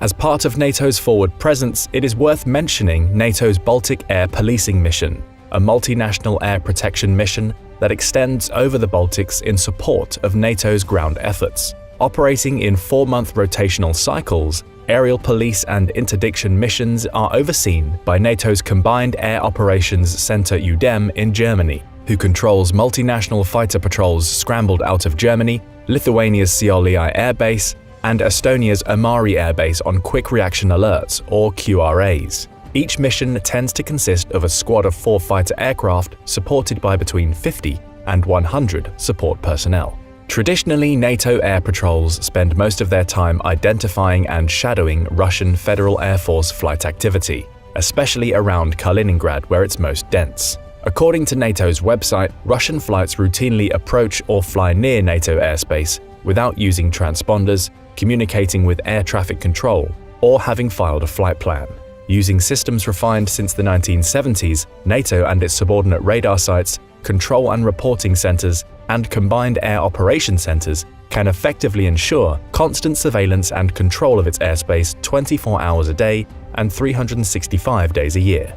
Rounding out its joint capabilities in the Baltic, NATO maintains multinational naval task forces in the regions composed of ships from various allied nations outfitted for an array of tasks. But the battle groups are not without their issues. Given the number of casualties sustained by both sides in Ukraine thus far, everyone, including NATO, understands that a single battalion's worth of forces would be far too anemic to actually repel a complex and concerted Russian attack. Multiple Western wargames simulating a Russian assault on the Baltics have reinforced this belief. It was widely believed, dating back to 2017 when the battle groups were first installed, that they would be insufficient to prevent Russia from seizing each Baltic capital within 60 hours or less.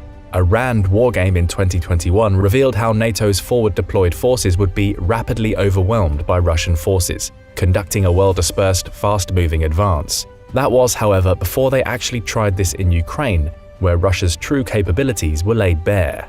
There are other problems, these more common to coalition and alliance warfare historically.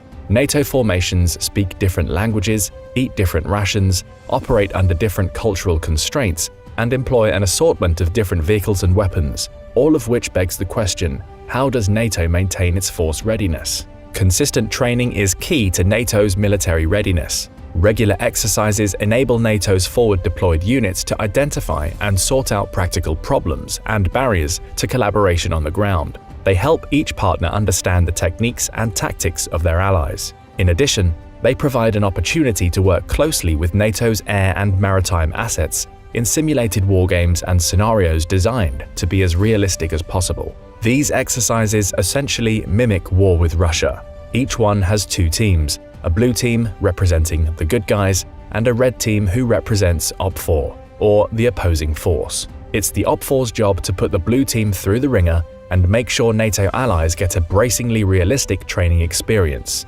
Far more than walking targets, Op4 units simulate everything from conventional warfare to hybrid tactics, working day and night to keep the training audience on their toes. This means spending long nights behind enemy lines, gathering intelligence, wreaking havoc, doing everything they can to instill the hard lessons better learned in practice than in the real thing.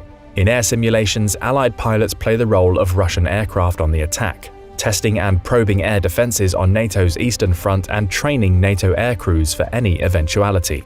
Back when NATO was testing its enhanced forward presence concept, wargames predicted NATO's defeat in a Russian invasion over and over again. It was startling for those paying attention. These wargames opened the alliance's eyes to gaps in its own capabilities and weaknesses it would have to contend with in a war with Russia. In these scenarios, NATO struggled to respond to an invasion of which it only had little to no notice. Likewise, it openly struggled to rapidly surge and transfer troops to the Baltics. While Russian forces only had to traverse some 200 kilometers from their border to get to the Baltic capitals, NATO forces had to travel anywhere between 300 and 600 kilometers, across far more congested territory between the enclave of Kaliningrad and Belarus. The gaps between these regions, known as the Suwalki Gap, was optimal for ambushes with long-range artillery and flank attacks from both sides. The Latvian and Estonian battalions NATO relied on to blunt the initial shock of the simulated invasions were too lightweight, too underpowered to fight off Russia's armored columns. The only armor NATO could scramble in time was light armor in a single Striker battalion. Scrambled from Germany, it simply could not deploy or sustain heavy battle tanks in the field. Published as part of its 2016 report on the wargame, the RAND Corporation labeled its outcome bluntly a disaster for NATO. These fictitious scenarios may have been a blessing in disguise. Fortunately, NATO took note, deciding to build and establish a very high readiness joint task force, essentially a do-it-all international reserve force of air, ground, and maritime assets on constant alert to deploy wherever they are needed in a combat situation. NATO also began rotationally deploying US Armored Brigade combat teams in Central and Eastern Europe. On top of this, NATO has a broader response force with heavier follow-on forces it will mobilize in an emergency. At its 2022 summit in Madrid, NATO concentrated on facilitating a rapid Eastern deployment by developing more pre-positioned equipment and weapon stockpiles, more forward-deployed capabilities, including air and defense missile systems, strengthened command and control, and upgraded defense plans. To make this all work, since 2014, the pace of NATO's large-scale military exercises has accelerated. In 2018, NATO held Exercise Trident Juncture to train up its response force. its largest multinational exercise since the Cold War, with 50,000 participating troops. In 2019, 28 different tank crews from 8 different countries descended on Latvia to practice maneuvering, targeting, and shooting exercises on the terrain they would likely have to defend from Russia. In 2020, NATO amplified these exercises further, conducting 88 exercises that ranged in scope from anti-submarine, minesweeping, and anti-surface warfare training to extreme cold weather Arctic training and strategic bombing missions.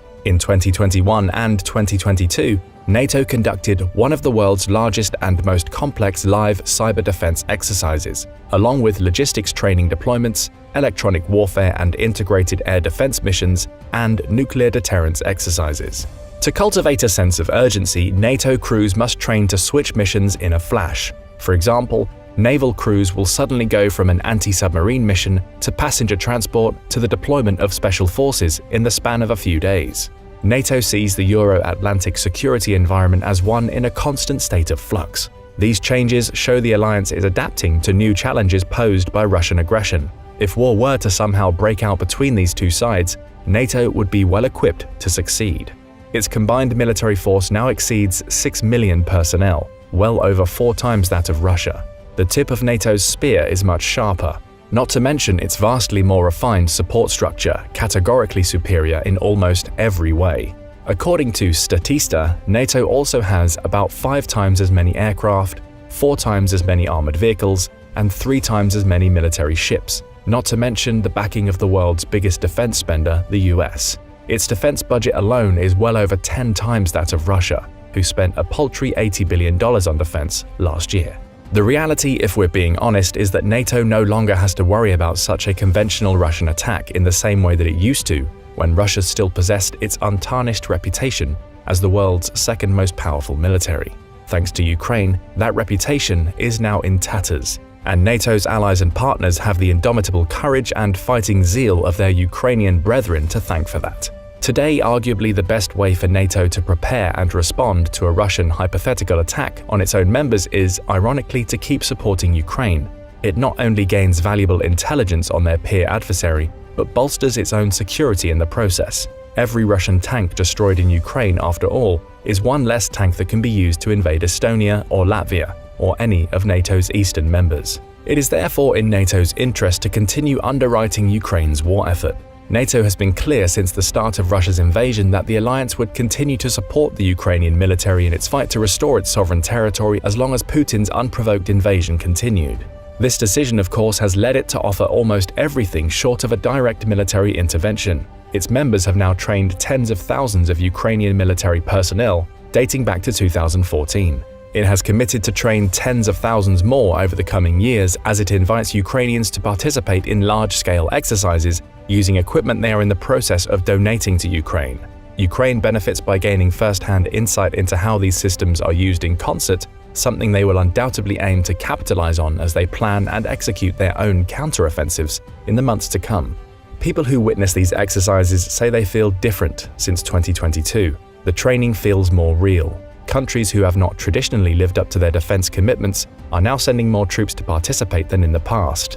Now, challenges synchronizing communications between British Challenger and German Leopard tank crews on the battlefield are taken more seriously, as resolving them may ultimately save many Ukrainian lives. Mechanized tactics take time to master. For Western countries, it can take up to 2 years to blend new units into cohesive fighting forces that have gained proficiency in the tactics, theory, and practice of armored warfare.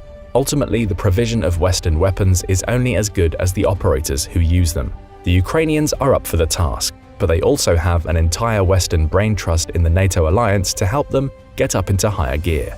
On paper, in a hypothetical war between NATO and Russia, NATO has the edge in the number of tanks, the edge in infantry fighting and armored vehicles, the edge in MRAPs, the edge in self-propelled and field artillery platforms, the edge in fighter, bomber, support and trainer aircraft, the edge in helicopters, the edge in force reserves, the edge in air-to-air refuelers, the edge in UAVs, the edge in airports, bases, naval fleet strength, and submarines. In just about every conceivable domain, NATO has more. Just about the only area of parity is nuclear capacity. Collectively, NATO possesses just over 6,000 nuclear weapons, virtually the same as Russia. Of these, it has deployed somewhere in the region of 2,400, compared to Russia, which has only deployed 1,500 of its own. Russia does have the edge in tactical nuclear weapons, almost 2,000 of them, to NATO's 500. But if you're going to use a tactical nuke on the battlefield, you might as well scale up to the real thing. And nobody, seemingly not even Putin, wants that. Western analysts were once confident Russian ground forces could rapidly seize Baltic territory, overwhelm NATO's frontier defenses, and seize the capitals of Estonia and Latvia in something like 60 hours. Today, estimates for this type of worst-case scenario have come under serious scrutiny, thanks in part to the measures it has taken to build its collective response capabilities, from integrating new members like Finland, to bolstering its enhanced forward presence and rapid response forces, to conducting extensive annual exercises simulating every avenue of conflict. If somehow war were ever to break out between Russia and the West, the result would almost certainly go exactly as you might expect. But what do you think? If Putin does launch an attack on NATO, will he regret it? Is NATO ready to send Russia's conscripts and clanky tanks running for the hills, or could the bear still cause some serious damage to NATO's member countries? Let us know in the comments, and don't forget to subscribe for more military analysis from military experts. Will Putin launch an attack on the USA? The possibility of a Russian attack on the US has been a top national security concern for decades. Since the earliest days of the Cold War, US policymakers have run war games and maintained preparations for a range of possible attacks. Now, with the war in Ukraine raging and US-Russia relations at their worst point in decades, it is a question which has returned to the minds of many. While such an event is still extremely unlikely to occur, it raises several hypothetical questions. What could a limited or not so limited Russian attack on US assets look like? What's our best guess at how things might play out? And what chance, if any, would Russia stand in a real war against the American military and NATO? One thing's for sure, Putin is not happy about the West repeatedly coming to Ukraine's aid in the Russo-Ukrainian war, and with Russia's army failing miserably on the battlefield, it may only be a matter of time before Putin's threats to either back off and stop helping Ukraine or face a showdown start coming in. Here's how it could go down. It's late 2023. The Russian invasion of Ukraine has been raging for over a year and a half, with both sides taking enormous amounts of casualties. But armed with more and more Western firepower and training, the Ukrainian military has pushed Russian troops out of most of eastern Ukraine. Russia's mass conscription and brutal human wave tactics have not been enough, and it has lost nearly all of its conquered territory outside of Crimea. Increasingly desperate and fearing that oligarchs or commanders will soon topple him from power, Vladimir Putin decides to pull out all the stops. He threatens to do anything necessary to stop the West from further arming Ukraine and to regain Russia's historical sphere of influence. But most assume he is still bluffing. However, indications from US intelligence hint that this time it might be something more serious. Putin puts out a televised statement claiming that the US and NATO have 72 hours to begin removing their on-the-ground trainers and Patriot missile systems to halt the flow of Western weapons into the country, and if they do not, Russia reserves the right to defend itself. President Joe Biden responds, saying that the West will not back down or be intimidated by Putin. For a brief moment, everyone falls silent, but the peace doesn't last long before the storm hits. Several days pass, with continued heavy fighting in Ukraine, but no more threats. Then, suddenly, an innocent software update from the week before crashes internal servers from the White House, Department of Defense, NATO High Command, and Ukrainian armed forces, as well as more than a dozen defense-associated companies using advanced malware. At the same time, a mass-distributed denial of service, or DDoS attack, overwhelms secondary computer systems, flooding them with traffic and crashing them. On the malware-infected computers, a message appears demanding that the US halt its support of Ukraine or face further consequences. What now? According to experts like retired General Herbert Hawk Carlisle, former head of the Air Combat Command, such escalation in cyberspace would likely follow a period of heightened tensions and warnings, and in an all-out conflict, the US and NATO would have to initially counter Russian cyber capabilities. Because of advance warning from intelligence agencies, the US would most likely have the time to prepare for a physical Russian attack by increasing its combat capacity in both Europe and Alaska. But it could get darker. A conflict opening with a hostile cyber attack could come with much less warning, and provide Russia with a small early advantage against vastly superior US and NATO capabilities. Alright, so Putin is officially gearing up for a fight.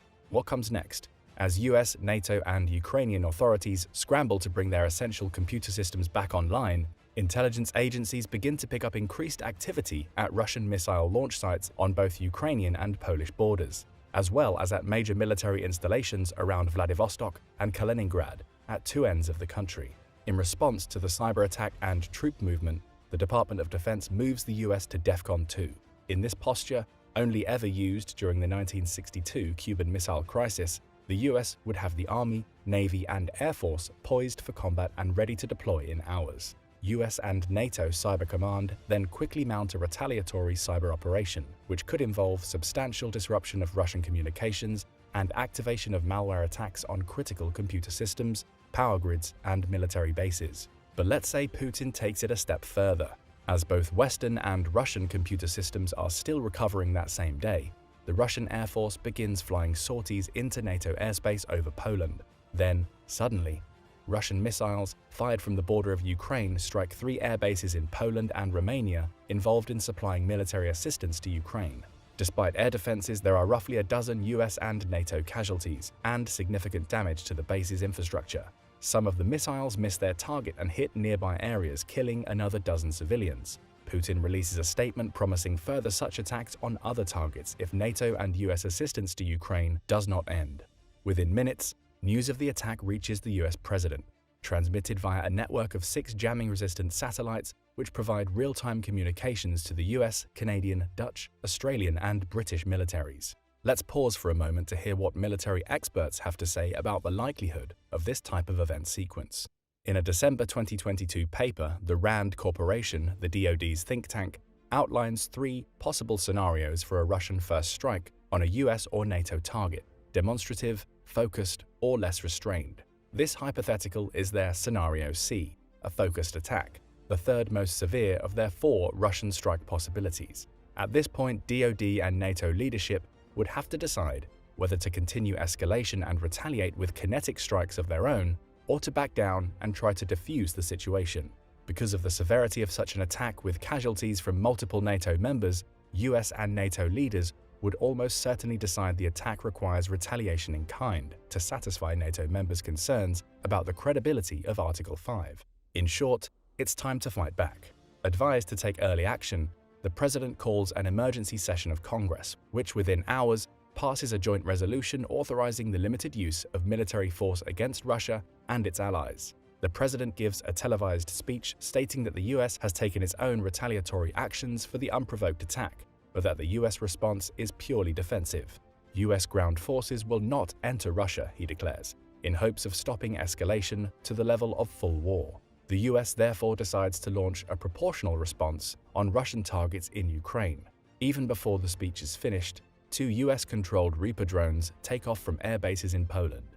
Once over Ukrainian airspace, they strike Russian air bases and missile defenses in Crimea, killing several dozen soldiers and destroying a number of planes. At the same time, the US launches a number of modified SM-3 missiles from its ships around the world, knocking out a handful of Russian communication satellites. This strike leaves Russia with limited GPS targeting and communications capabilities. So far, so good. But while Biden and other Western leaders urge Putin to back down and not escalate things anymore, they receive no answer.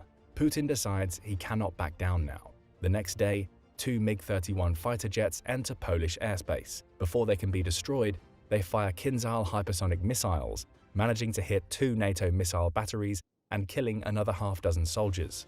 At the same time, all gas from the Nord Stream 2 pipeline is shut off, leaving millions of homes in Europe with no gas supply. By this point, escalation in Europe is nearly inevitable.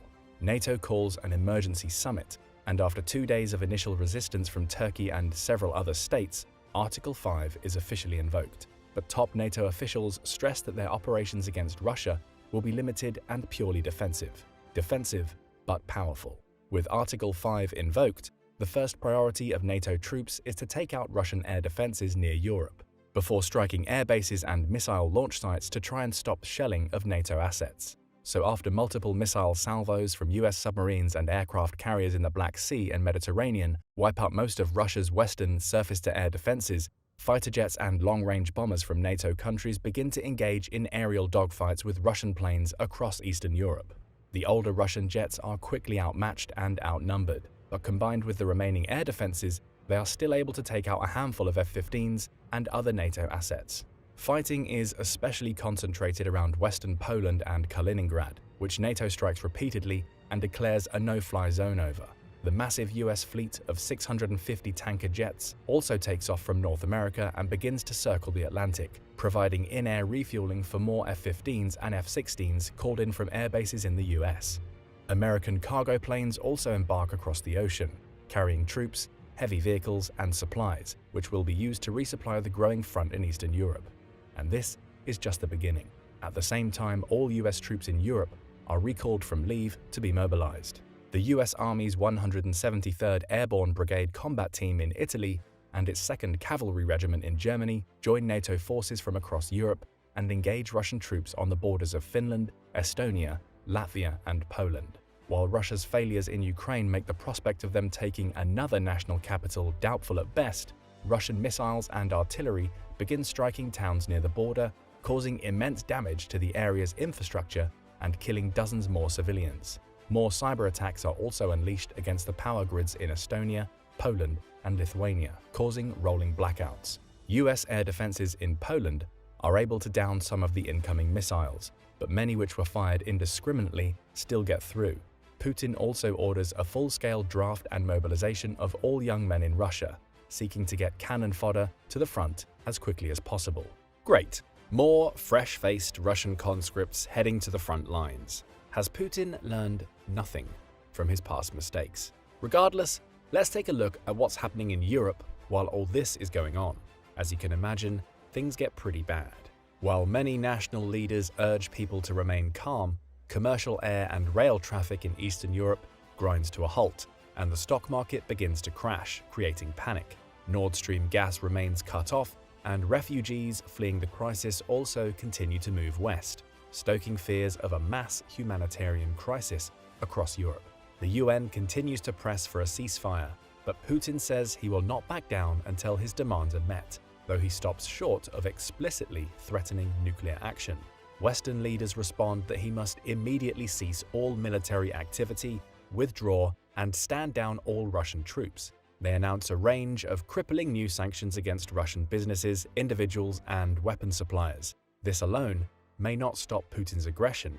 Every bit of pressure that can be added to weaken Russia's strength and security could contribute to its eventual defeat. The following day, combined NATO and US forces, including armored brigades from Poland, head north to fully cut off Russia from Kaliningrad and encircle the exclave, with the US 6th and 7th fleets moving into striking positions in the Black Sea and Pacific. While Russia could likely muster some ground troops outside of Ukraine, they would be unlikely to launch a full invasion of any Baltic country in a conflict with the US or NATO, especially since the Baltic troops are far from Russia's best. As noted by Mike Kaufman, Russia analyst at the Center for Naval Analysis, Russia's military modernization and force structure expansion had been ignoring the Baltic region until only recently.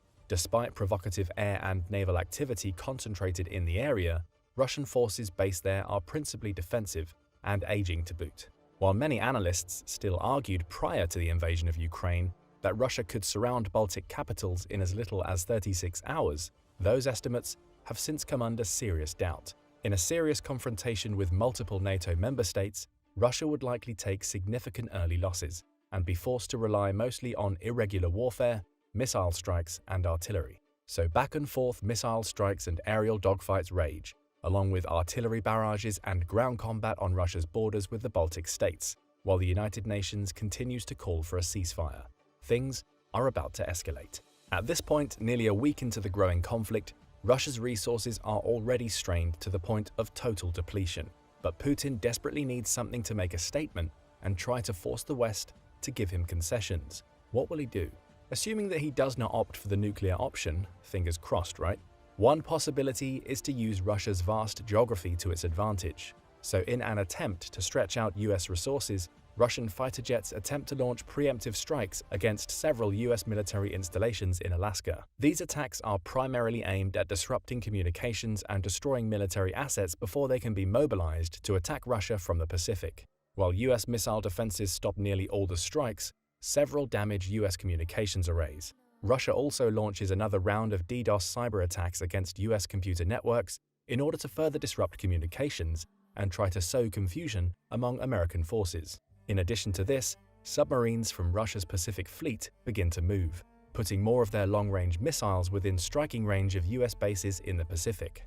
The US Navy responds by moving the 3rd Fleet to strategic locations up and down the west coast, and the 7th Fleet into a blockade off Russia's eastern coast, as part of an effort to counter Russia's naval presence in the Pacific.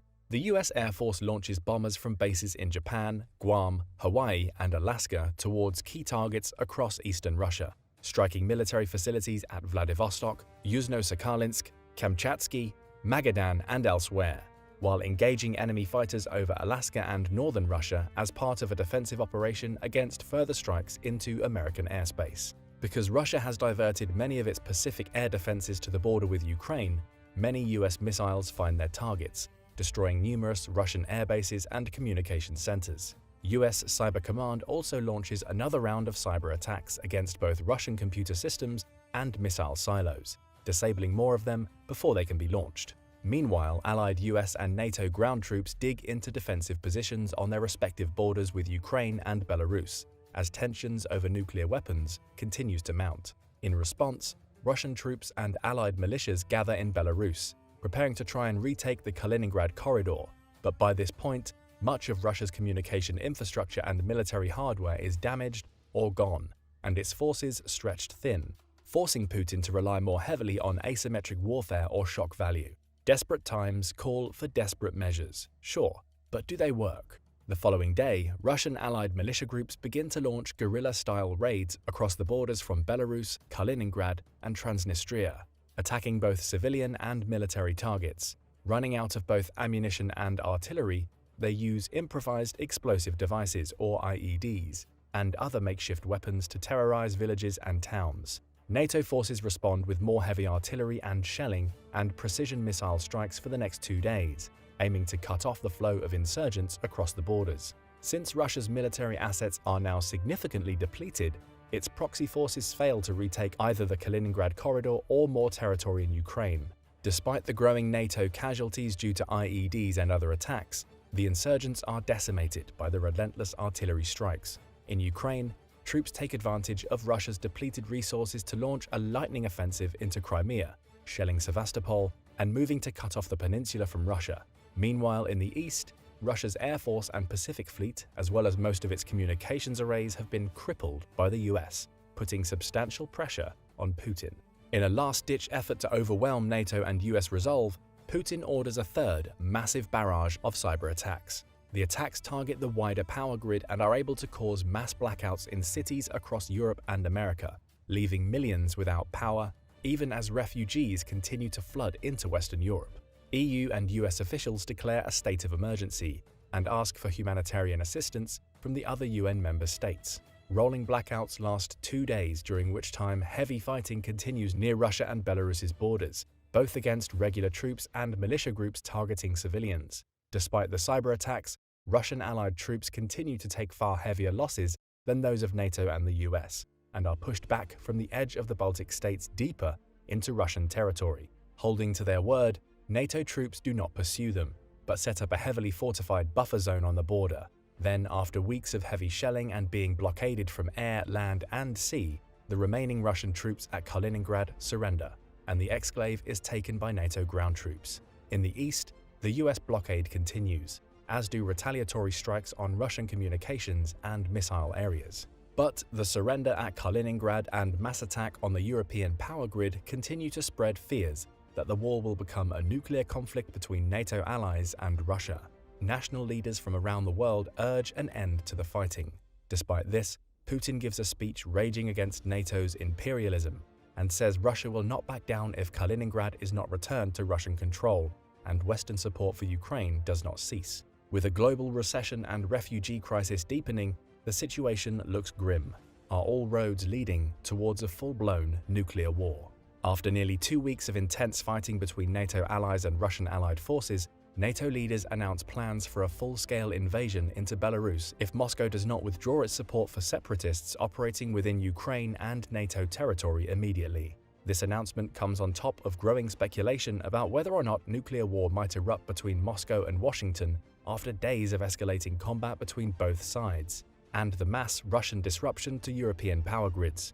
But despite his cyber attack, at this point Putin is out of options. Most of Russia's military capabilities have been destroyed, and there are critical shortages of ammunition, equipment, food, medicine, and other essentials. In under 2 weeks, Russia has lost tens of thousands more troops compared to the relatively light losses by NATO and the US. Its Pacific Fleet and Eastern military installations have been wiped out by the US, and in the West, it has lost control of both Kaliningrad and much of Crimea, putting the critical naval base of Sevastopol under Ukrainian control. The only major city in Ukraine still held by Russia is Mariupol, where its remaining occupation troops are dug in trying to avoid artillery and drone strikes. Most Russian forces have been forced to pull back miles from the border, where they continue to face shelling, and hospitals are completely overwhelmed. Supply lines are so destroyed that many unlucky soldiers have even begun to starve.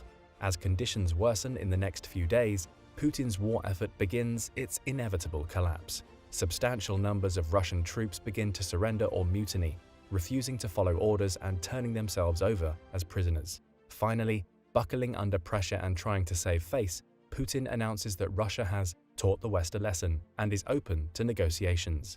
An emergency session of the UN Security Council is convened several days later, where plans begin to be drawn up for a ceasefire, the return of Kaliningrad to Russian control, autonomy for areas of eastern Ukraine, and the creation of a demilitarized zone along the Russian border. Although this is just one hypothetical scenario for a US-NATO-Russia conflict, which is still very unlikely, it demonstrates some of the options available to both sides in open conventional warfare. An extremely outmatched Russia would likely have to rely on asymmetric strategies, but even that would likely do little to halt the combined efforts of the US military and NATO. With their combined firepower, logistical strength, and technology, there is almost no non-nuclear scenario where Russia could hold its own militarily. Even so, this example illustrates the devastating toll on human life that could result from even a short conventional war. But what do you think? What would happen if Russia attacked the US? Let us know your thoughts in the comments below, and don't forget to subscribe for more military content. Let's say things with Russia turn into the worst-case scenario. A deranged, desperate Vladimir Putin sees his regime about to collapse. In a last-ditch effort to take as many enemies with him as possible, he orders a massive launch of Russia's nuclear arsenal, targeting the West. As the silos open, hundreds or thousands of intercontinental ballistic missiles armed with nuclear warheads streak away at speeds of 15,000 miles per hour. But where are they headed? Thankfully, this hypothetical remains very, very unlikely. Unfortunately, it's also not entirely impossible. Russia has the world's largest nuclear stockpile, with nearly 6,000 weapons and roughly 1,600 actively deployed warheads.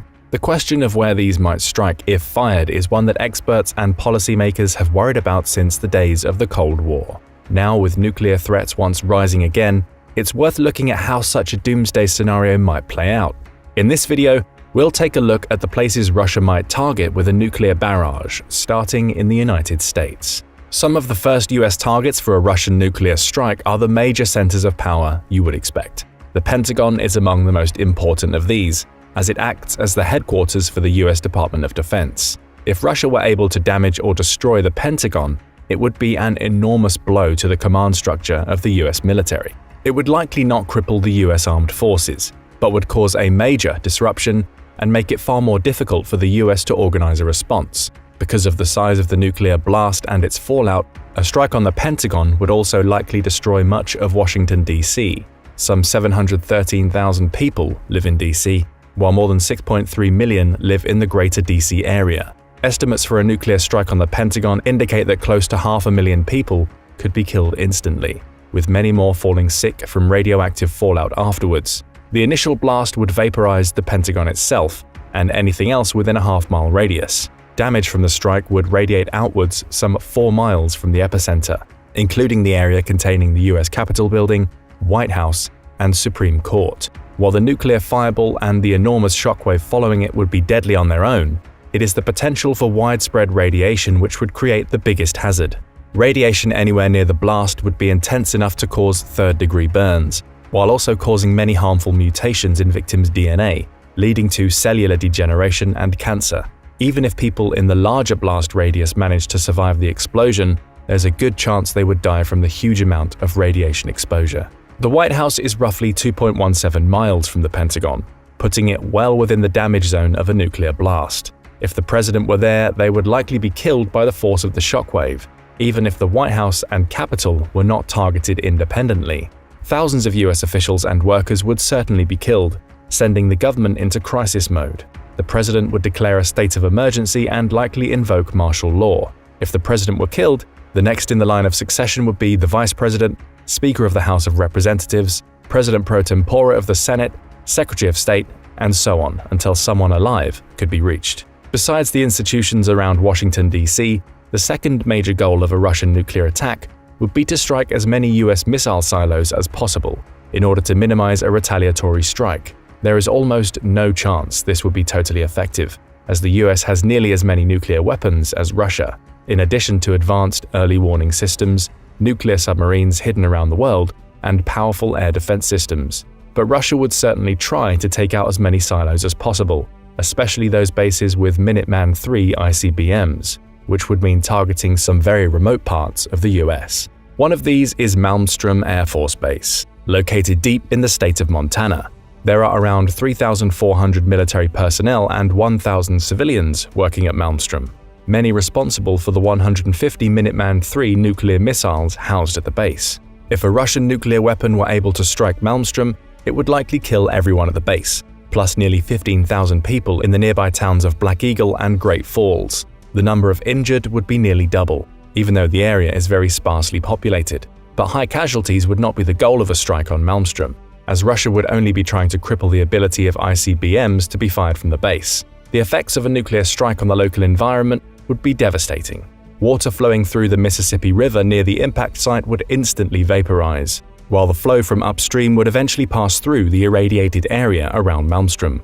The river would carry radioactive particles downstream, potentially all the way down its length. It would take months or years for any water drawn from nearby sources to be drinkable. In the meantime, large amounts of animals could die of radiation poisoning, even those hundreds of miles away. The ecological effect of such a shock would be felt across the country, and Malmstrom is far from the only target in a potential nuclear attack by Russia. Another key base likely to be targeted by Russia is Minot Air Force Base in North Dakota.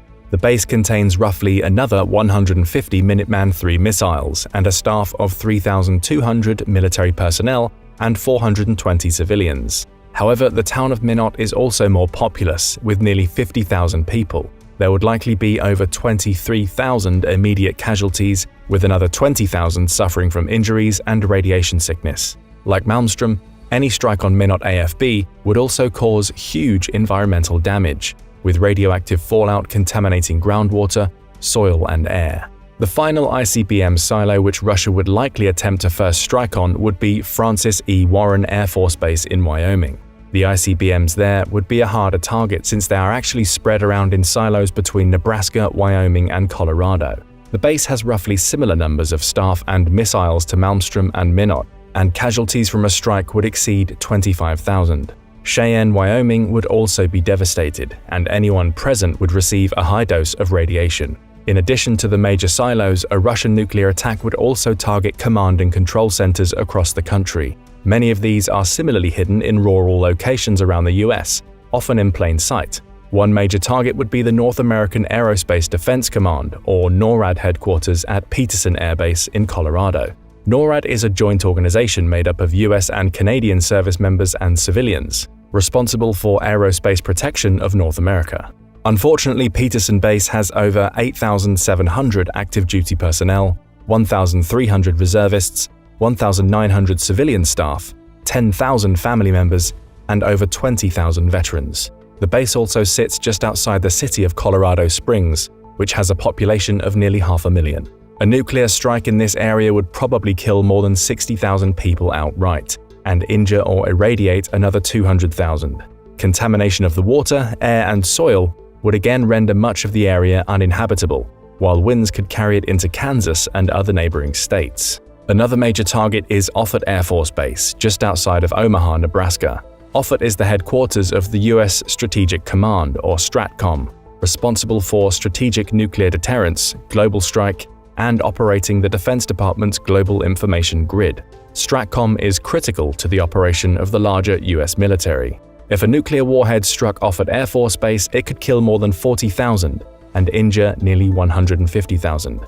It would also seriously degrade the U.S. ability to coordinate a military response and potentially create confusion within the command structure of the armed forces. Similarly, the nearby city of Omaha would be largely destroyed, potentially killing hundreds of thousands. The Missouri River would also be contaminated, leading to the deaths of wildlife and a drop in biodiversity.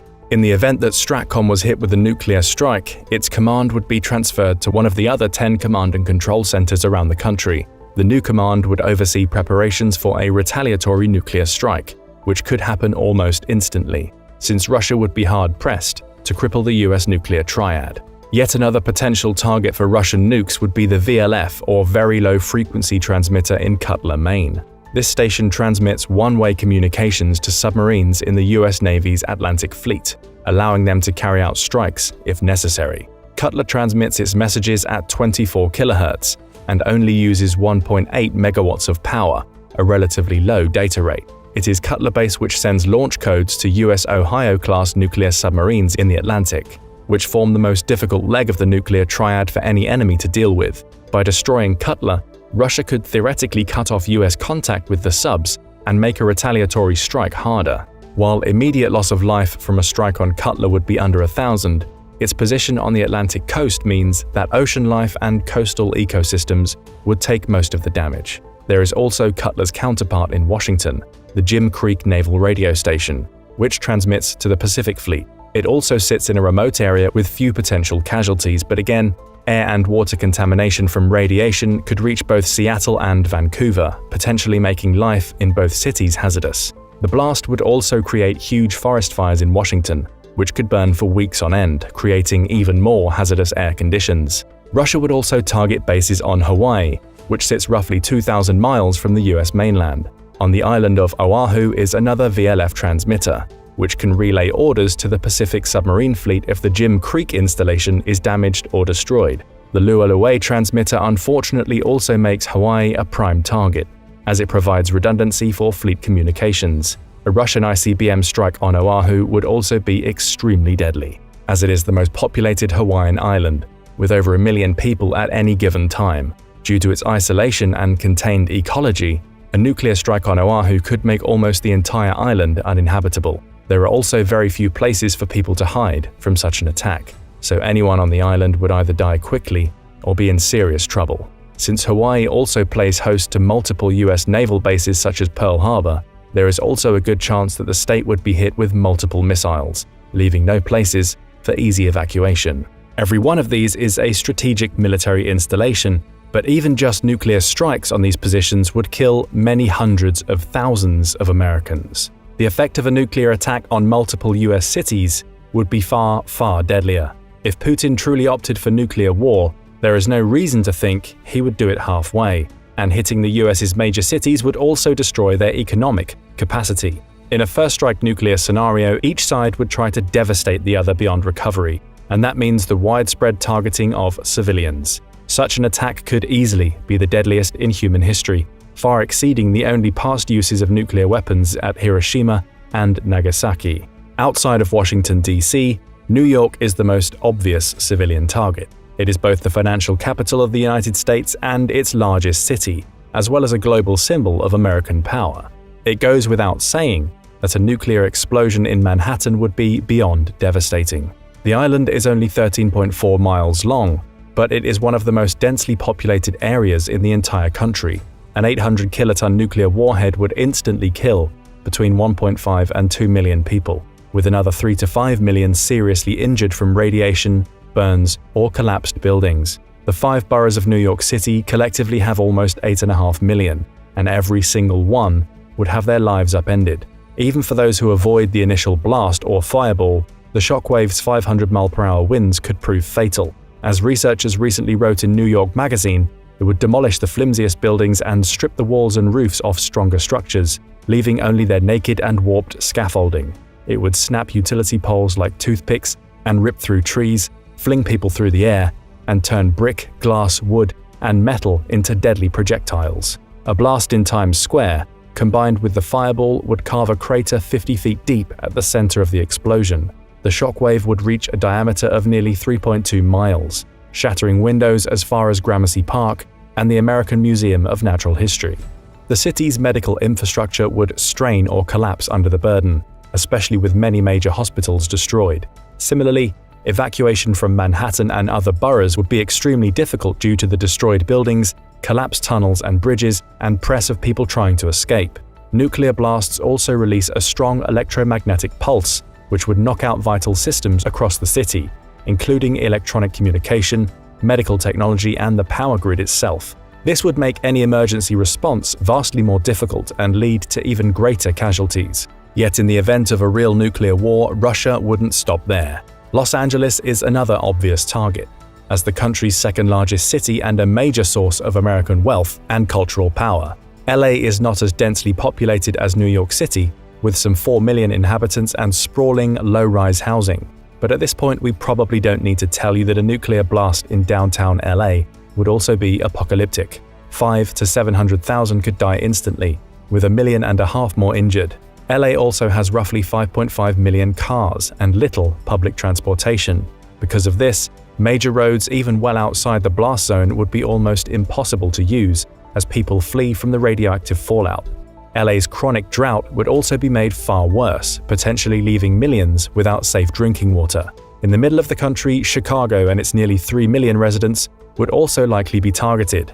A nuclear blast here could kill 500,000 to 600,000 instantly and badly injure over 1 million, while a large portion of the blast would explode into Lake Michigan, with winds spreading the fallout north, south, and east. The heavy populated Great Lakes region would be at risk and probably need to be evacuated as well. To have any chance in a nuclear war, Putin would need to go all out before the West could overwhelm Russia's limited defenses. Because of the effects of wind, even a small percentage of the nuclear weapons in Russia's arsenal could spread fallout across much of the United States and make many areas completely uninhabitable. Being far away from the actual impact sites still might not be a guarantee of safety, especially in more densely populated parts of the country. Since 80% of Americans live east of the Mississippi River, any nuclear strike on the eastern seaboard would be especially deadly. Overall, estimates suggest that the total number killed, injured, or exposed to radiation in a full Russian nuclear attack could exceed 256 million. That's 3/4 of the population just in the United States. But an attack on the US would also leave Russia open to retaliation from other NATO countries, meaning that they too would almost certainly be targeted early in a nuclear conflict. This would mean major European military installations like Ramstein Air Force Base in Germany, which coordinates NATO's air and missile defense networks. Spotters at Ramstein would be among the first to know if a country like Russia actually launched nuclear ICBMs, but due to its relative geographic proximity, there will be little time for a possible evacuation. A nuclear blast over Ramstein would kill some 30,000 people, while winds could potentially carry fallout across the continent.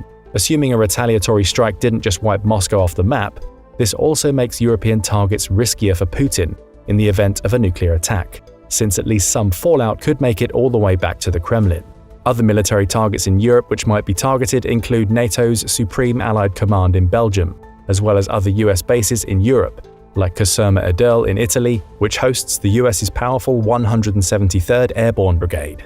Strategically or economically important cities in Europe are also potential targets. This includes London, the most populous city in Western Europe, with over 8.8 million people. The UK also has roughly 200 nuclear weapons of its own, which also might make it a high-risk target. Similarly to New York City, a nuclear explosion over London could instantly kill over 1 million, while total casualties from the shockwave and radiation could be over 2.3 million. London is also the capital of the UK, meaning that its government would also likely perish in the blast. As with other cities, London's vital infrastructure would also be completely devastated, making any emergency response very difficult. and coastal winds coming off the Atlantic could carry the radiation north into Scotland, and west into France and other parts of continental Europe. Long story short, anywhere in the world, getting hit with a modern nuclear weapon would be a horrifying scenario. While this hypothetical is obviously incredibly unlikely to happen, it's also pretty obvious that if it did, there would be basically no good options. Because of the concept of mutually assured destruction, which has kept nuclear war at bay since the 1950s, governments like the US are ridiculously unprepared to deal with the consequences if it did happen. As the article in New York Magazine recently put it, more than 70 years ago, America became the first and only country to use nuclear weapons in war. Despite witnessing the immediate and enduring horror of those attacks, despite decades of technological advances in nuclear warfare, the US remains shockingly unprepared for a similar assault on its own soil. Much of the short-term response to a nuclear explosion in a city like New York would be improvised, adapted from plans meant for other kinds of disasters. Putin knows that firing even a single nuclear weapon would likely mean the end of him and possibly much of Russia, but the fact remains that nukes are out there and could theoretically be used at any time in the future. In an increasingly uncertain world, it wouldn't hurt governments around the world to step up their nuclear preparations, because the fact is, it's impossible to know the future. But what do you think? What would the targets for a Russian nuclear attack be, and just how unprepared is the world for that small possibility? Let us know what you think in the comments below, and don't forget to subscribe for more military content and analysis. It's 2023, and we are witnessing the tense tug-of-war of current global affairs, where the shadow of the Ukraine conflict casts a familiar chill. Ever heard of the Russo-Japanese War? Well, our military experts are here to talk about it today, and here's why. This is not your typical history lesson. This is a tale of audacity, ambition, and unexpected outcomes. Picture this. It's the early 20th century. Conflict between two great powers is about to break out in the Pacific, following a surprise attack by Japan on one of its enemy's most important naval bases. The coming war will have vast consequences, changing the course of world history and balance of power in Asia in ways few could imagine. But this isn't 1941. It's 1904. The naval base Japan is attacking doesn't belong to the United States, but to the Russian Empire. And the war about to be fought will not end in Japan's unconditional surrender, but in its rise to the status of a modern military power. Often overlooked today, this is the story of one of the most important conflicts of the 20th century, the Russo-Japanese War. Today, let's dive into this fascinating period of military history. Like many other conflicts of its day, the Russo-Japanese War had its roots in the colonial expansionism of European empires. By the early 17th century, the Russian Empire had grown to immense proportions, even securing its hold over the frozen reaches of Siberia. But the empire's attempt to expand southward into East Asia were repeatedly blocked by China well into the 18th century. In an effort to secure more warm water seaports during his rule from 1825 to 1855, Russian Emperor Nicholas I began a policy of expansion. And after Russia's defeat in the Crimean War of 1853–56, this process mainly took place in the empire's Far East. Russia's Pacific expansion continued for several decades. As China's power declined due to European colonialism and events like the Taiping Rebellion, it was eventually forced to cede large chunks of territory to Russia. For the next 30 years, Russia consolidated its borders in the Pacific region, founding the crucial port of Vladivostok in 1860.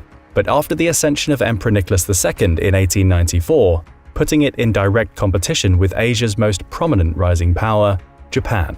Japan's transformation from a backwater feudal state into a modern industrialized empire began in 1868. That year marked the end of the Tokugawa shogunate and the restoration of the Meiji Emperor to power after nearly 500 years of isolated military rule. During the Meiji era, Japan began an incredibly rapid process of political, economic, military, and social change, resulting in both modernization and westernization. Observers were astonished at the pace of this transformation, such as journalist George Rittner, who noted that in less than 20 years, Japan has acquired the knowledge it has taken us centuries to learn.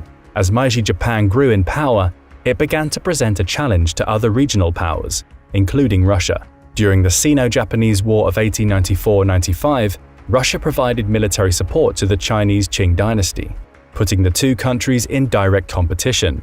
Despite this, Japan triumphed over Imperial China, leaving it as the strongest power in East Asia by the turn of the 20th century. This competition intensified as Tsar Nicholas set his sights on the Liaodong Peninsula, located in present-day China.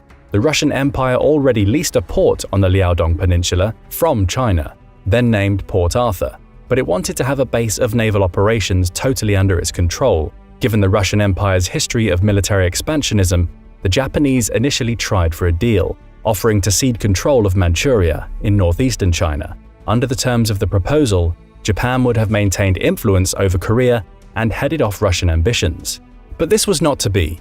Russia refused Japan's offer and demanded that Korea north of the 39th parallel serve as a neutral zone. Thus, when negotiations broke down in 1904, Japan opted to go to war, a scenario it had long been preparing for. By that year, the country's armed forces had grown to around 400,000 men, and it boasted the fourth largest navy in the world, while a staggering 82% of the national budget was devoted to military spending.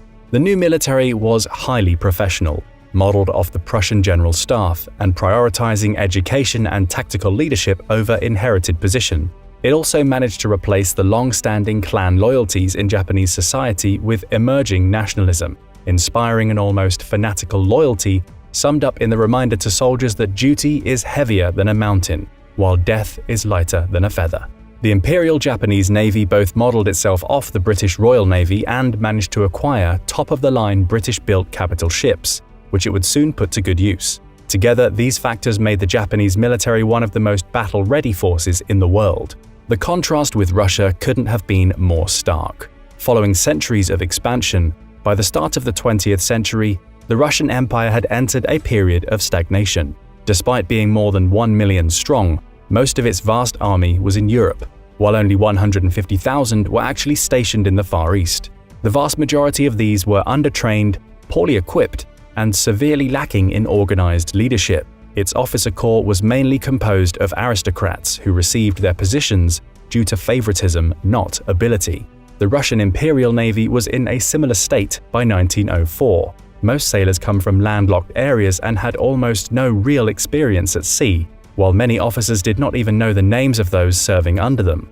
And while Russia had 7 battleships and 11 cruisers near Port Arthur and Vladivostok, they were far older than Japan's fleet and also in poor repair. So when negotiations failed, Japan was in a far better position than most assumed. While the initial attack would come from the Navy, the idea was to score decisive early victories both on land and at sea in order to achieve a peace agreement with highly favorable terms. Because Russian financial resources and manpower were still far greater than those of Japan, the Japanese wanted a short, decisive conflict, which would force Russia to abandon Korea and the Liaodong Peninsula. Japanese officials planned a dual operation, where one group of soldiers would land in Korea and force their way north into Manchuria, while another landed at Port Arthur and moved up to defend the southwestern flank. The two groups would then join together and stage a combined offensive to push Russian troops back to the city of Harbin. Ideally, the United States or Britain would then intervene and broker a peace treaty favorable to Japan. To pull off this audacious strategy, Japan chose to lead with a devastating surprise attack on the Russian Navy around Port Arthur. This was inconceivable to the Russian leadership, who believed that their numerical advantage and supposed racial superiority would doom any Japanese attack. So the Port Arthur attack came as a shock to Nicholas, who had been told by his advisors that the Japanese would not challenge Russia militarily, even after negotiations between the two powers had collapsed. So on February 8, 1904, when Japan officially declared war on Russia and sailed its combined fleet into Port Arthur, things went pretty much how you'd expect. Russia had only light defenses outside the harbor, with most ships unprepared for combat and troops ashore. Japanese Admiral Togo Hayachiro was still worried about the possibility of Russian artillery taking out Japanese ships, so the attack was carried out under the cover of darkness. Capital ships waited outside of the gun's range, while 10 destroyers armed with torpedoes crept towards the unsuspecting Russian fleet. At 11:30 p.m., the first 4 launched their attack, severely damaging 3 of the largest vessels, the Tsarevich, Retvizan, and Pallada. Russia was able to open fire at the second group of Japanese destroyers, forcing them to retreat. The battle for Port Arthur began in earnest the next day. While the rest of Russia's Far East Fleet remained largely protected within the harbor at Port Arthur, Japanese initial attacks stopped the cautious Russian commanders from taking the battle to the open seas. So even though attempts to establish a Japanese blockade of the port failed, the move was a potent psychological victory. And even the Russian ships that evaded the Japanese did not escape entirely unscathed. On April 12, 1904, the battleships Petropavlovsk and Pobeda were able to leave Port Arthur, but struck mines just after making it out to sea.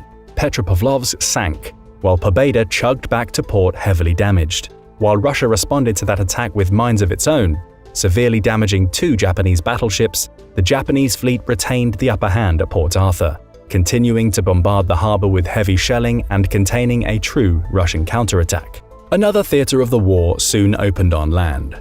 Without waiting for a major victory at sea, the Japanese had begun in March transporting their First Army, under the command of General Temamoto Kuroki, across the sea to Korea, landing it at Incheon, not far from Seoul, and at Nampo in the north. Many days later, the Japanese army moved into position on the town of Uju, on the Yalu River.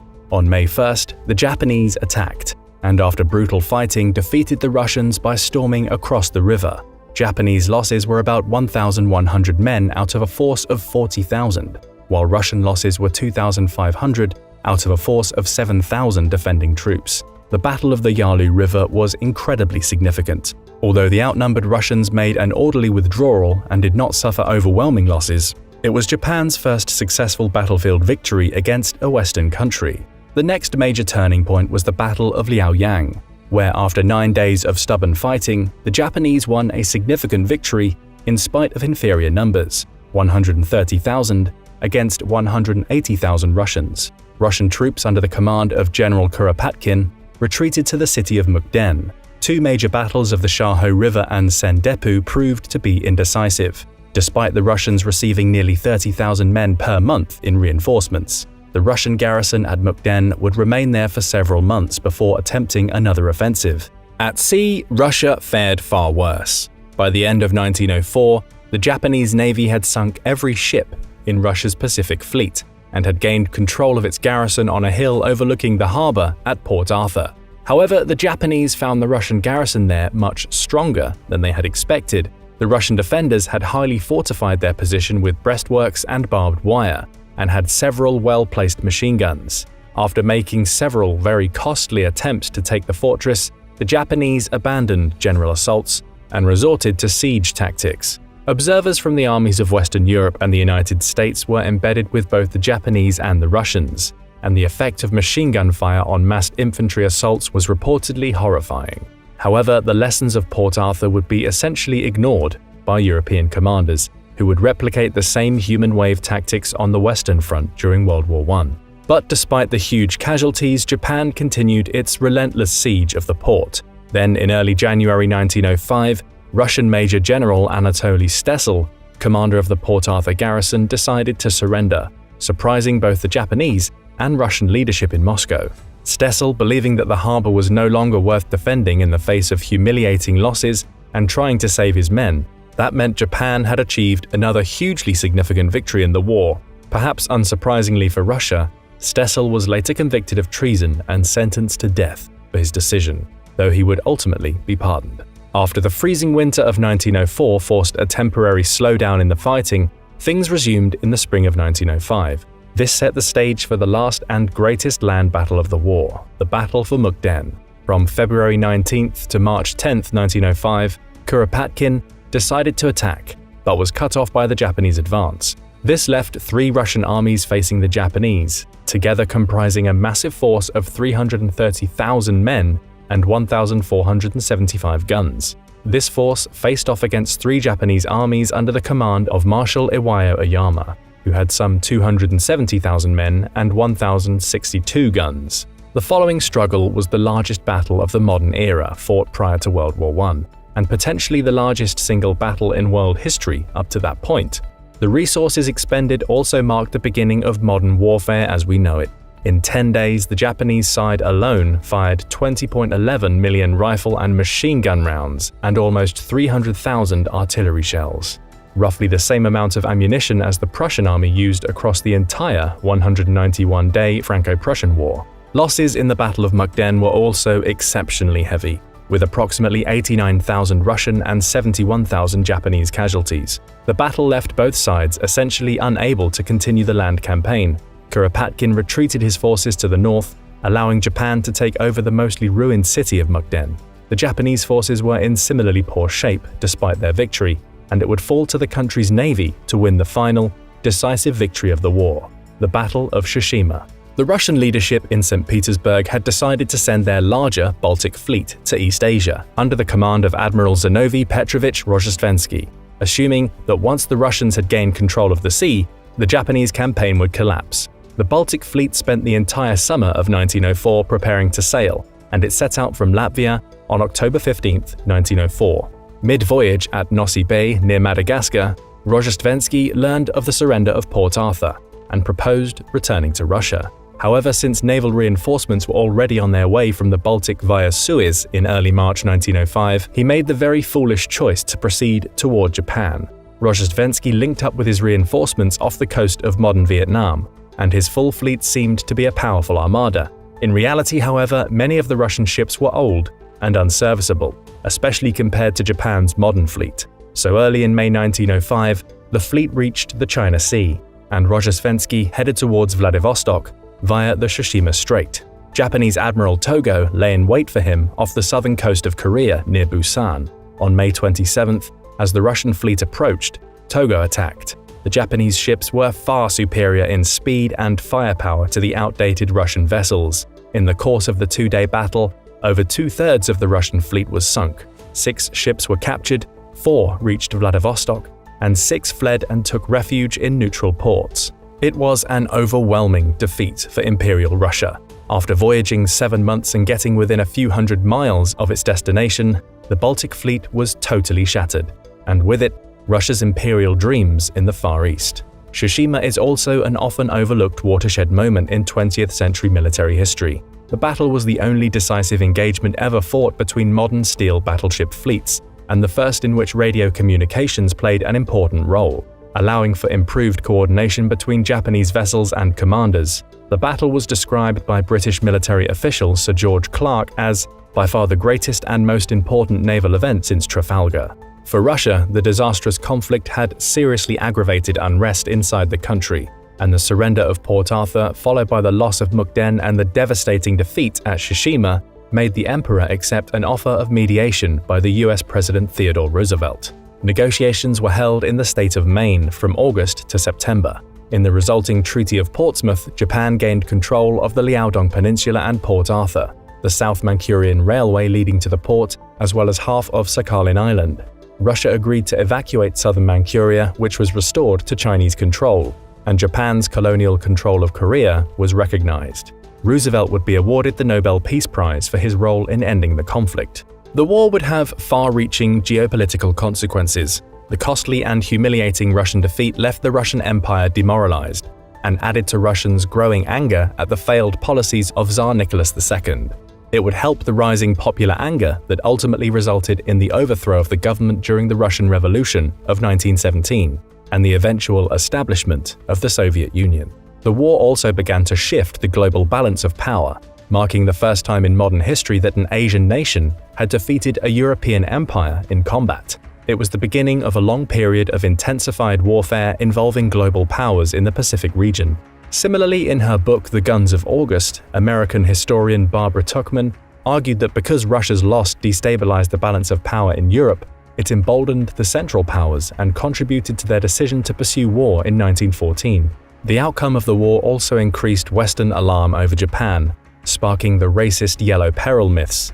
It also damaged the notion of white supremacy that was widespread in most Western countries. The victory also established Japan as the greatest naval power outside of Europe, which, as military historian Jeffrey Reagan has argued, created a legend that was to haunt Japan's leaders for 40 years. A British admiral once said, "It takes 3 years to build a ship, but 300 years to build a tradition." Japan thought that the victory had completed this task in a matter of a few years. It had all been too easy.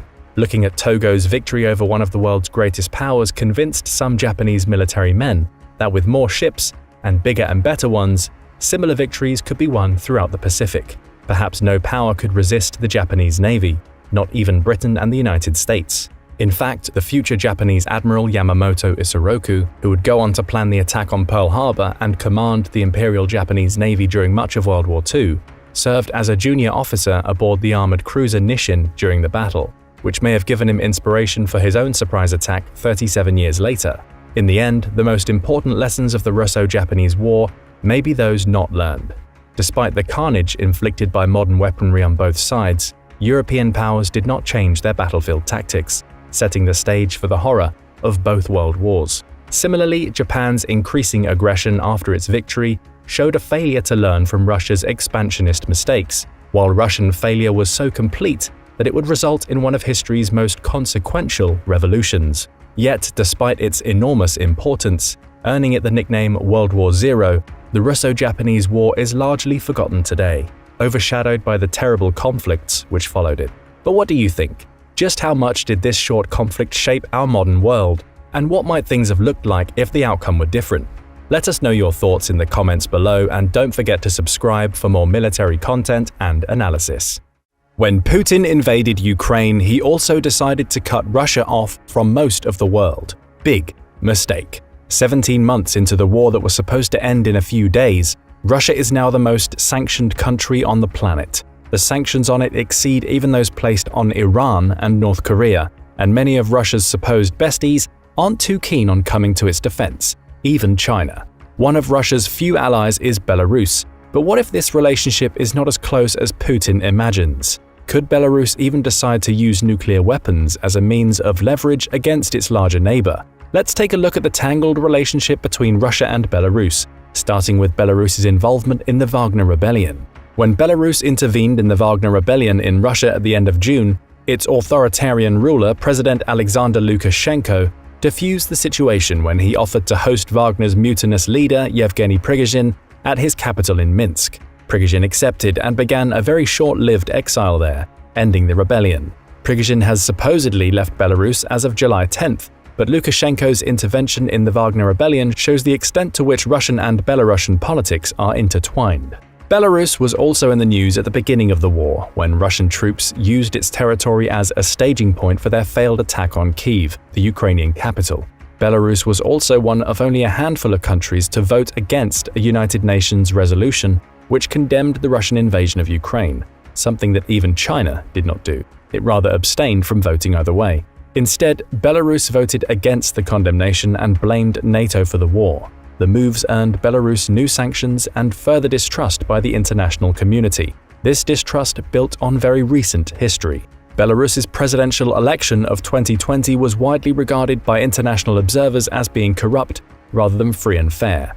The United States, Canada, the United Kingdom, and the European Union all refused to recognize Alexander Lukashenko as the winner of the election, and therefore the legitimate president of Belarus. For Lukashenko, though, the election was standard operating procedure. He even once referred to himself as the last dictator in Europe in a 2012 interview with Reuters, though he tried to distance himself from the negative implications of that word, saying he is not a bad person at all. International observers have regarded all of Belarus's elections since 1994 as being neither free nor fair. Lukashenko's relationship with Vladimir Putin has always been politically and personally close. Lukashenko depends on Putin's support to remain in power, and Belarus is essentially a client state for the Russian Federation.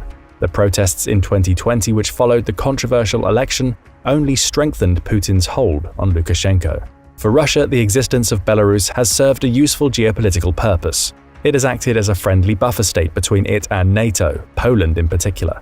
Belarus as an independent state within Russia's orbit allows Moscow to shore up its western frontier without directly paying the costs for its defense. However, as NATO has expanded to encompass the Baltic countries and, in 2023, Finland, Russia's calculations toward the usefulness of Belarus's independence may be starting to change. In 2023, reports began to circulate that the Kremlin might be eyeing a full annexation of Belarus by 2030. But why would it desire to do this and put itself even more on NATO's collective border? The war in Ukraine may have been a reason for the Kremlin to shift some of its long-standing policy toward Belarus. While Belarus hosted Russian troops that took part in the Battle of Kyiv, it did not commit its own forces to that campaign. Lukashenko may be a close ally of Putin, but he was not eager to join his war directly. Belarus has stated it would only become an active combatant in Ukraine if it is attacked. As time has gone on and the war continues with no end in sight, Lukashenko must be convinced that he made the right decision. Belarus may be an economically and politically isolated country, but it is not nearly as isolated as its main benefactor. The lack of a complete unity of interest between Belarus and Russia poses problems for the latter. With Belarus as an independent country, Russia lacks a way to put pressure on Ukraine's capital at a moment's notice. It also lacks the easiest way to deploy troops on the borders of Poland, Lithuania, and Latvia, outside of the confined and surrounded enclave of Kaliningrad. If Belarus were annexed to Russia, it would have more options to station assets to put pressure on Ukraine and NATO at any time the Kremlin wanted. For example, an annexation of Belarus would put Russia's western border at the Suwalki Gap, a narrow line that stretches from Russian Kaliningrad to Belarus's western border, near Grodno. A pincer drive from Grodno and Kaliningrad would be able to cut Poland off from Lithuania and isolate the Baltic states from the rest of NATO by land. However, this option is not available to the Kremlin unless Belarus allows it. Russia and Putin have long been contemptuous of the independence of Estonia, Latvia, and Lithuania, and eager to project more power into the Baltic. The threat of cutting those states off from the rest of NATO over land would be a valuable strategic option for Russia to be able to exercise in its foreign policy. An annexation of Belarus would mean that Russia would no longer need to go through diplomatic channels to exercise its military leverage there. Though Lukashenko is usually keen to please Russia, there is no guarantee that will be the case in the future whenever Belarus gets a new leader, and Lukashenko has already diverged from some of the Kremlin's military goals in Ukraine. With Russia now isolated from much of the world, the Kremlin will look for additional options to exert leverage over NATO, meaning the existence of Belarus as a buffer state may no longer be within what it deems are its best interests. In 2023, a 17-page leaked document from Moscow with the title "Strategic Goals of the Russian Federation in Belarus" began to circulate. This document is one which Western intelligence services view as authentic. Some of the document's headlines include the plan for Russia and Belarus to come under the same currency, presumably the Russian ruble, taxation system, and military command by 2030. These goals would be in line for the project of a so-called Greater Russia, a notion that Vladimir Putin brought up in early 2022 with a 5,000-word essay that is now seen as his ideological reasoning for starting the war in Ukraine. Putin declared annexation of the occupied territories in Ukraine, where local residents have now been told they are considered Russian citizens and should apply for Russian passports. It would also be consistent with the Greater Russia idea and is also consistent with the Kremlin's supposed goals in Belarus. The strategic goals of the Russian Federation in Belarus document goes over short, medium, and long-term goals for the Kremlin in Belarus. The short-term goals include a greater voice for Russia in Belarusian domestic politics, including a reform to its constitution to serve Russian interests. It also intends to limit pro-Western dissent in that country of the type seen after the 2020 elections there. Lukashenko has already largely acceded to these demands. In the intermediate term, all Belarusian citizens would be able to obtain Russian passports, an expression of the same policy that Russia is pursuing in the territories it currently occupies in Ukraine. In the long term, Russia would seek to control information in Belarus and forge a shared national identity through media and cultural connections, among others. Russian news and Russian pop culture would drown out other sources of information within Belarus. 2030 is an ambitious goal for such a far-reaching project, but according to the document, that is Moscow's aim. Although this document might seem like a revolution, it is actually only an acceleration of long-standing Russian policy. Reportedly, Russia has had plans to annex Belarus as early as 1999, the year Vladimir Putin first assumed power. That year, Russia and Belarus signed the agreement on the establishment of the Union State. Some years later, when Russia granted its smaller neighbor a discount on its oil exports, Belarus needed to make more concessions in return. These concessions included Moscow assuming more and more political influence in Minsk. Lukashenko, though close with Russia, had tried to retain as much autonomy as he could while remaining largely sympathetic to Russian interests. 2020 would prove a turning point, however. The troubles in Belarus between 2020 and 2021 gave the Kremlin even more influence there. With the help of the Russian intelligence service, the FSB, the Belarusian security apparatus put down the anti-government wave of protests that emerged in the wake of the questionable 2020 presidential election in Belarus. There was a price to be paid for this support, however. Lukashenko now owed Moscow even more for his position. As early as March 2021, almost a year before the invasion of Ukraine, the Atlantic Council was warning of Russia's coming soft takeover of Belarus. According to the Atlantic Council, this soft takeover of Belarus would not be something spectacular, like the way Russia intervened in Ukraine in 2014 or in Georgia in 2008. Instead, it would be a frog in boiling water operation. The oil discounts from the years earlier were part of this. Lukashenko had been resisting Moscow's insistence that he export the refined petroleum products that came from this discounted oil through Russian ports. He instead routed them through ports in NATO members Latvia and Lithuania. The move ensured that the Belarusian economy would not be completely dependent on Russia. But in early 2021, Lukashenko changed course, and Belarus is now exporting these products through Russian ports. Russia's helping him out of the domestic troubles he faced in 2020 and 2021 came with consequences. Meanwhile, even before the war in Ukraine, Russia was steadily building up a large military presence in Belarus. Shortly before the invasion, Russia and Belarus signed a 5-year strategic partnership agreement that would see the construction of 3 joint military centers. 2 would be in Russian territory. The third would be in the western Grodno region of Belarus, near the Suwalki Gap. Lukashenko also conceded that Russia would be able to build a new Russian airbase on Belarusian territory, an effort he had resisted for a long time. In 2022, even after the failed attempt to take Kyiv, Russia still maintained a significant military presence in Belarus.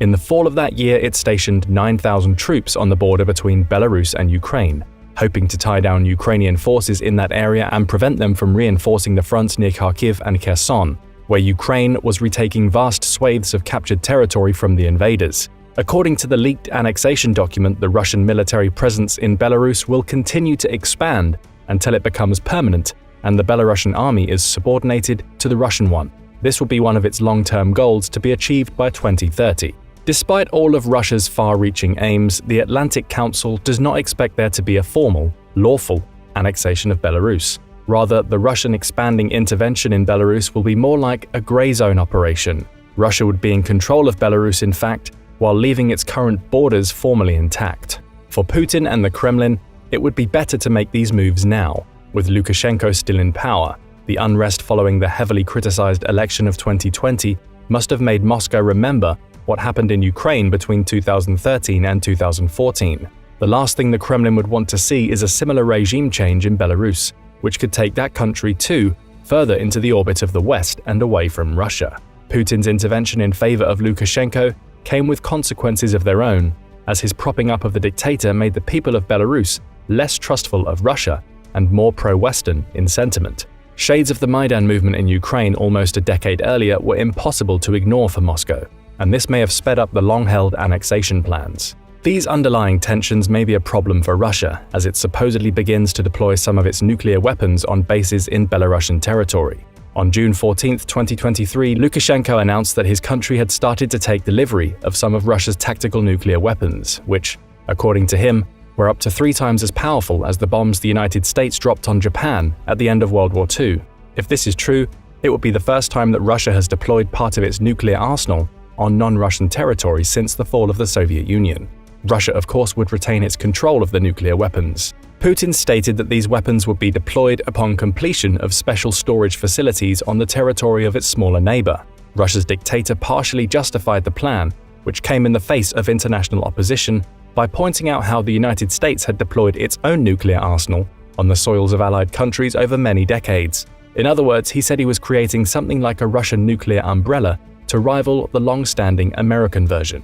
Lukashenko declared that Belarus still had nuclear storage facilities from the Soviet era and would be fixing them to host the new weapons. In an earlier statement, he declared his willingness and ability to host longer-range missiles, presumably capable of delivering strategic nuclear warheads if the need arose. Lukashenko's justification for the deployment of these weapons was that Belarus had always been a target and needed them for deterrence, especially in the wake of the West's attempt to topple him following the 2020 election, according to him.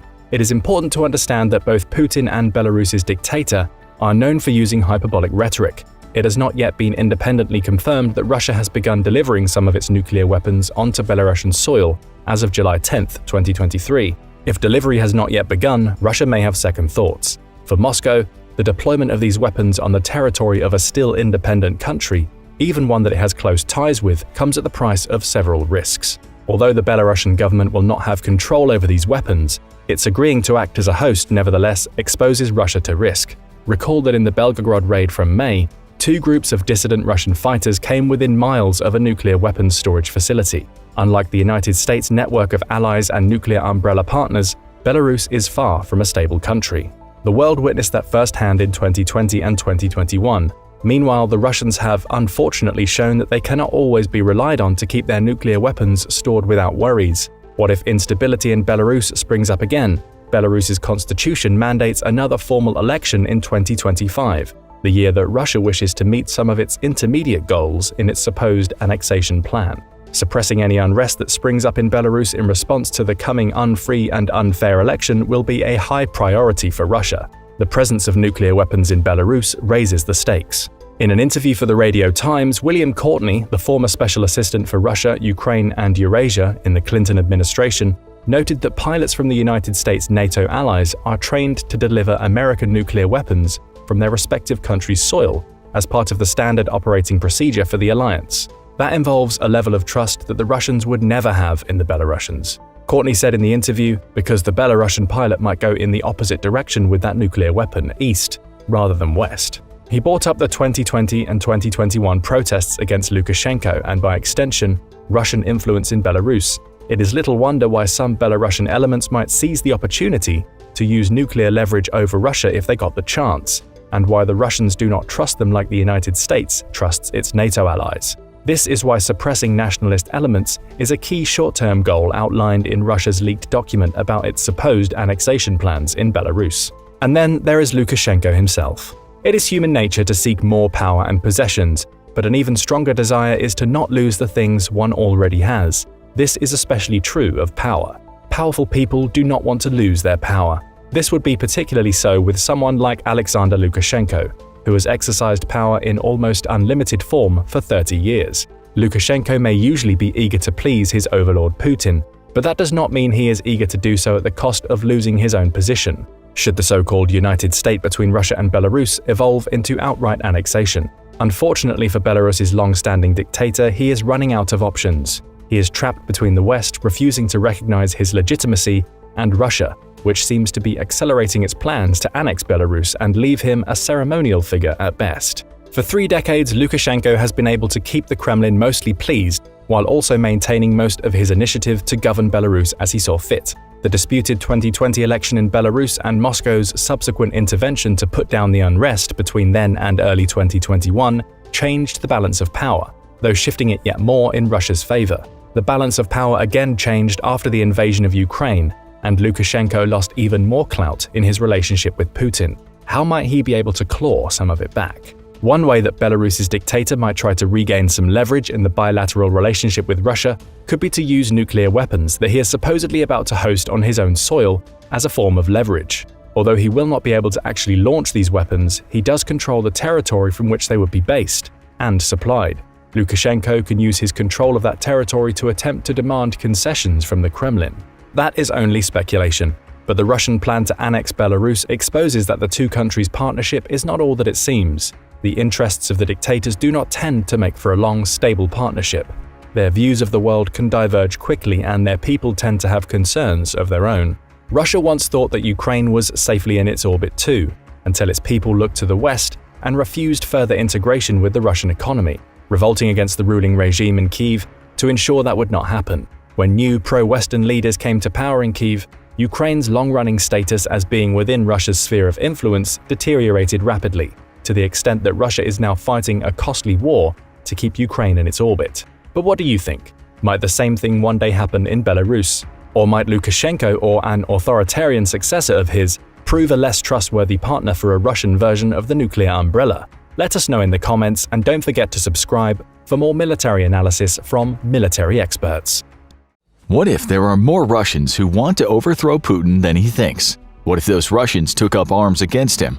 Guess what? Much of this is already happening, and these groups of dissident Russian partisans are now launching raids on the territory of their own country. But who are these anti-Putin Russians, and what do they mean for the war? Here's what you need to know about the Freedom of Russia Legion and the Russian Volunteer Corps. two groups of Russian dissidents who are fighting against Putin's invasion of Ukraine. Let's get started. When Vladimir Putin launched his full-scale invasion of Ukraine on February 24, 2022, most international observers expected the fight to be a mostly defensive war on the part of Ukraine and that hostilities would be confined to Ukrainian soil.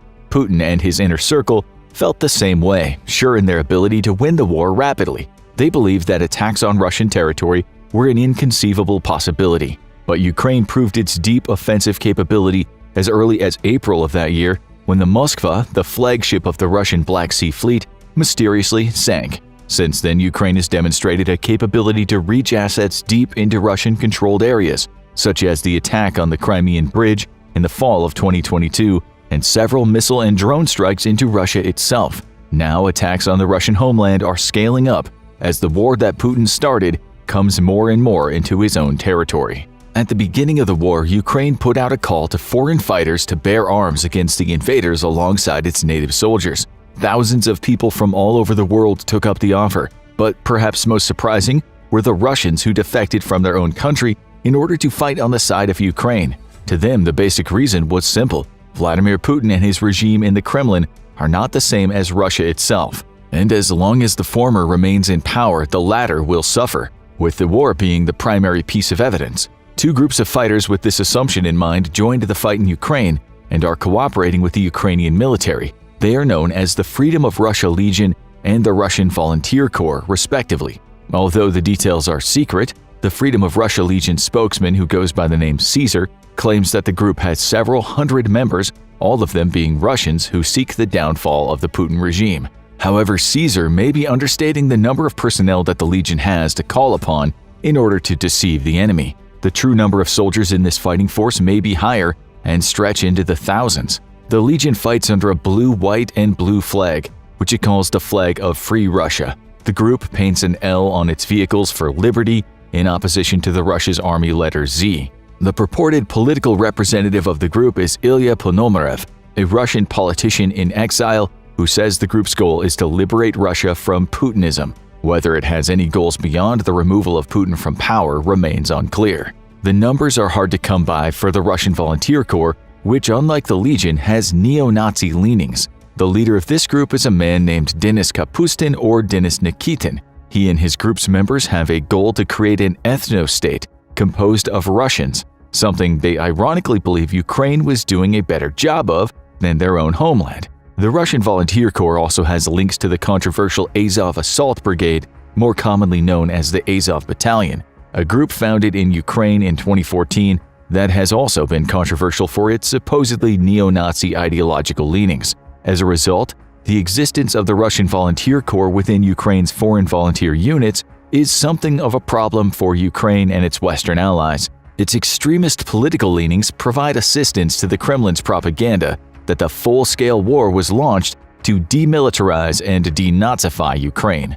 Unfortunately, war more often than not presents no choice but to make alliances of convenience. Ukraine needs all the help it can get, and as we'll soon see, the Russian Volunteer Corps has proven a capable fighting force useful for the Ukrainian cause. Either way, since the appearance of these units alongside the Ukrainian ranks, the number of strange incidents behind the Russian border has grown. For example, arson attacks on Russian territory have increased. In December 2022, there was a large fire in the Moscow region, which Russian officials said had been set deliberately. Over 100 arson attacks have occurred in Russia since the formation of the Freedom of Russian Legion, ones which are different from the burning of recruitment centers from disgruntled draftees. Unlike those incidents, these attacks have occurred on higher-profile targets. They include burnings of chemical plants, the home of a governor, fuel depots, military bases, government buildings such as the FSB building and financial bureaus, the Admiral Kuznetsov aircraft carrier, the Defense Ministry's headquarters, and critical businesses such as the manufacturer for the Russian military's night vision equipment. Such targeted attacks suggest that Ukrainian intelligence was in on the operations, possibly with the help of higher-ups in the Russian regime.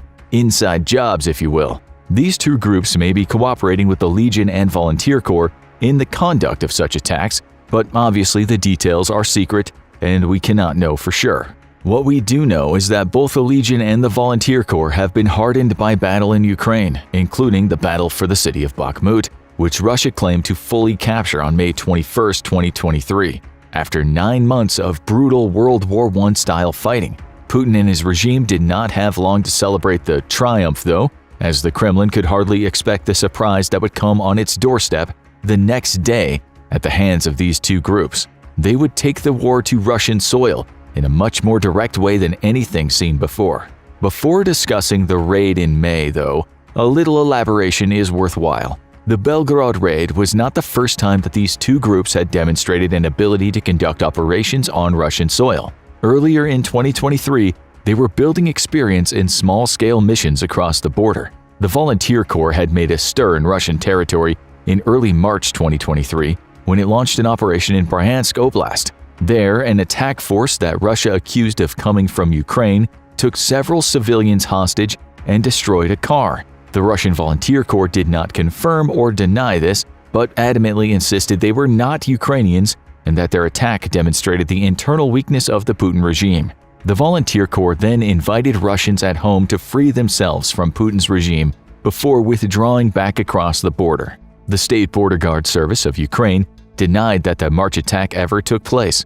It claimed that any accusations of its existence were a propaganda operation on behalf of the aggressor country. The cross-border attacks escalated dramatically on May 22, 2023, with a joint operation into Russian territory between the Legion and the Volunteer Corps. The operation involved the use of at least one tank and several armored vehicles. The column first stormed past a Russian border checkpoint into Belgorod Oblast and drove toward the border settlements. Soon afterward, the two groups then claimed that they had liberated several towns, including Kozinka and Grevoron, the capital of the district. Once the Legion and Volunteer Corps had penetrated into Russian territory and captured the towns, the groups announced they were creating a demilitarized zone. Further, they declared they would continue their operations with one objective in mind: the liberation of all of Russia from Putin's dictates and the end of the criminal war.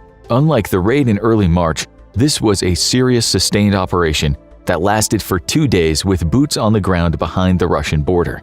The local government announced civilian evacuations, with the governor of Belgorod Oblast, Vyacheslav Gladlov, saying that at least one civilian woman born in 1941 had died during the evacuation measures. The governor directly blamed Ukraine for the raid, accusing the fighters involved in it of being a reconnaissance and sabotage group of the armed forces of Ukraine. According to the governor, the cross-border raid also included mortar strikes on the village of Kozinka and a fire in a hay warehouse in a town called Gora Podol. Additionally, he said that the fragmentation of a missile had fallen into the garden of a house located in the village of Antonovka. In addition to occupying several towns near the border, the Legion and Volunteer Corps were heading straight for the Belgorod 22 facility, a base which stores some of Russia's nuclear weapons. The Russians threw all hands on deck to remove these weapons from the premises, as the most advanced units from the invading force came within a few miles of the base. No nuclear weapons were unaccounted for, but the incident was a close call,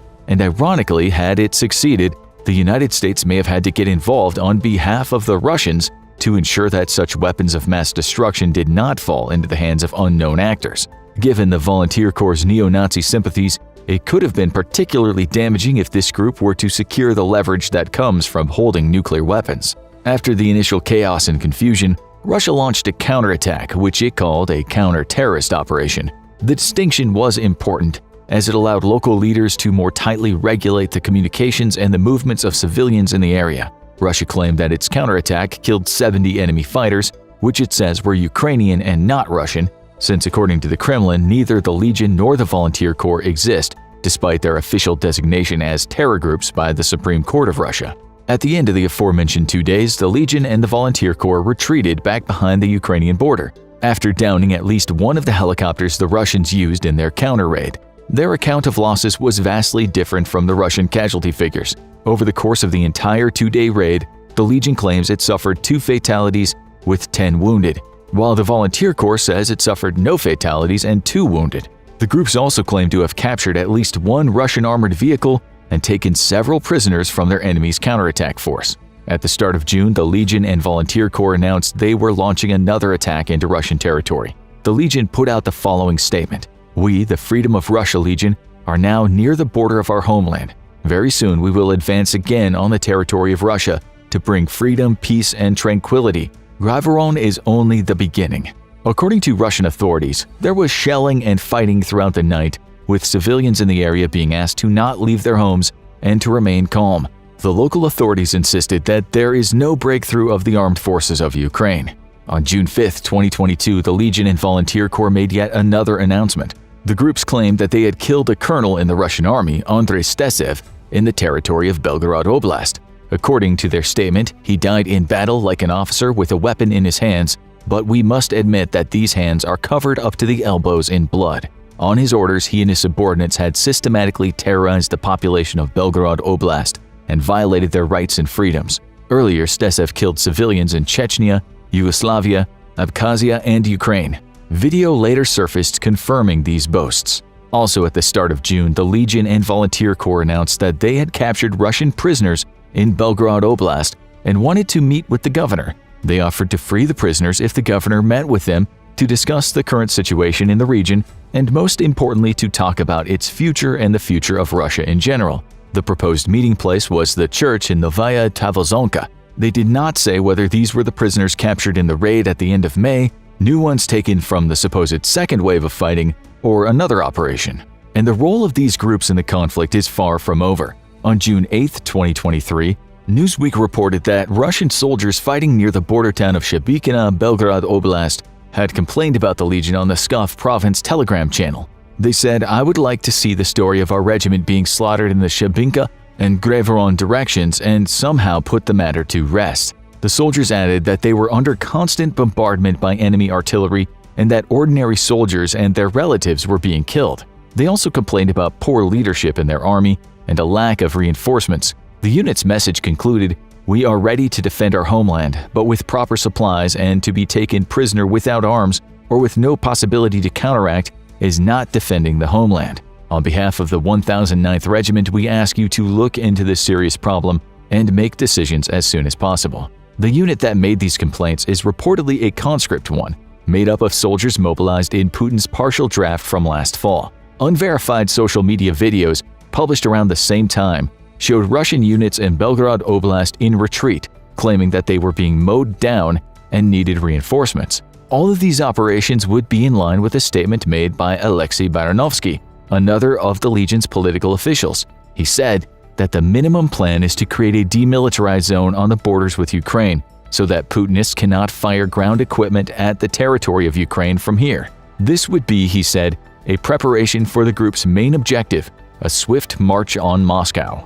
The latter claim is far closer to hyperbole than reality, but the Legion and Volunteer Corps look set to become even more important as the war enters its next phase after the Battle of Bakhmut. Every war has irregular forces which can upset the balance of power disproportionately to their size. The Legion and Volunteer Corps have demonstrated that ability. For example, during the May raid on Belgorod, the total invasion force from both anti-Putin groups amounted to less than 100 men, and yet caused chaos and panic within the Russian ranks, far in disproportion to its size. It was, by any objective criteria, a spectacular success and another embarrassment for Russia, proving how vulnerable its homeland really is to a well-coordinated attack. Further raids are likely. Propaganda about future raids to deceive the Russian war machine are even more likely. Ukrainian intelligence certainly had a part to play in the Belgorod raid and will be eager to assist in further raids and deception efforts as part of a much grander design. Many military observers believe that the attack into Russia at the end of May was part of a shaping operation for the Ukrainian counteroffensive that has supposedly been coming for months.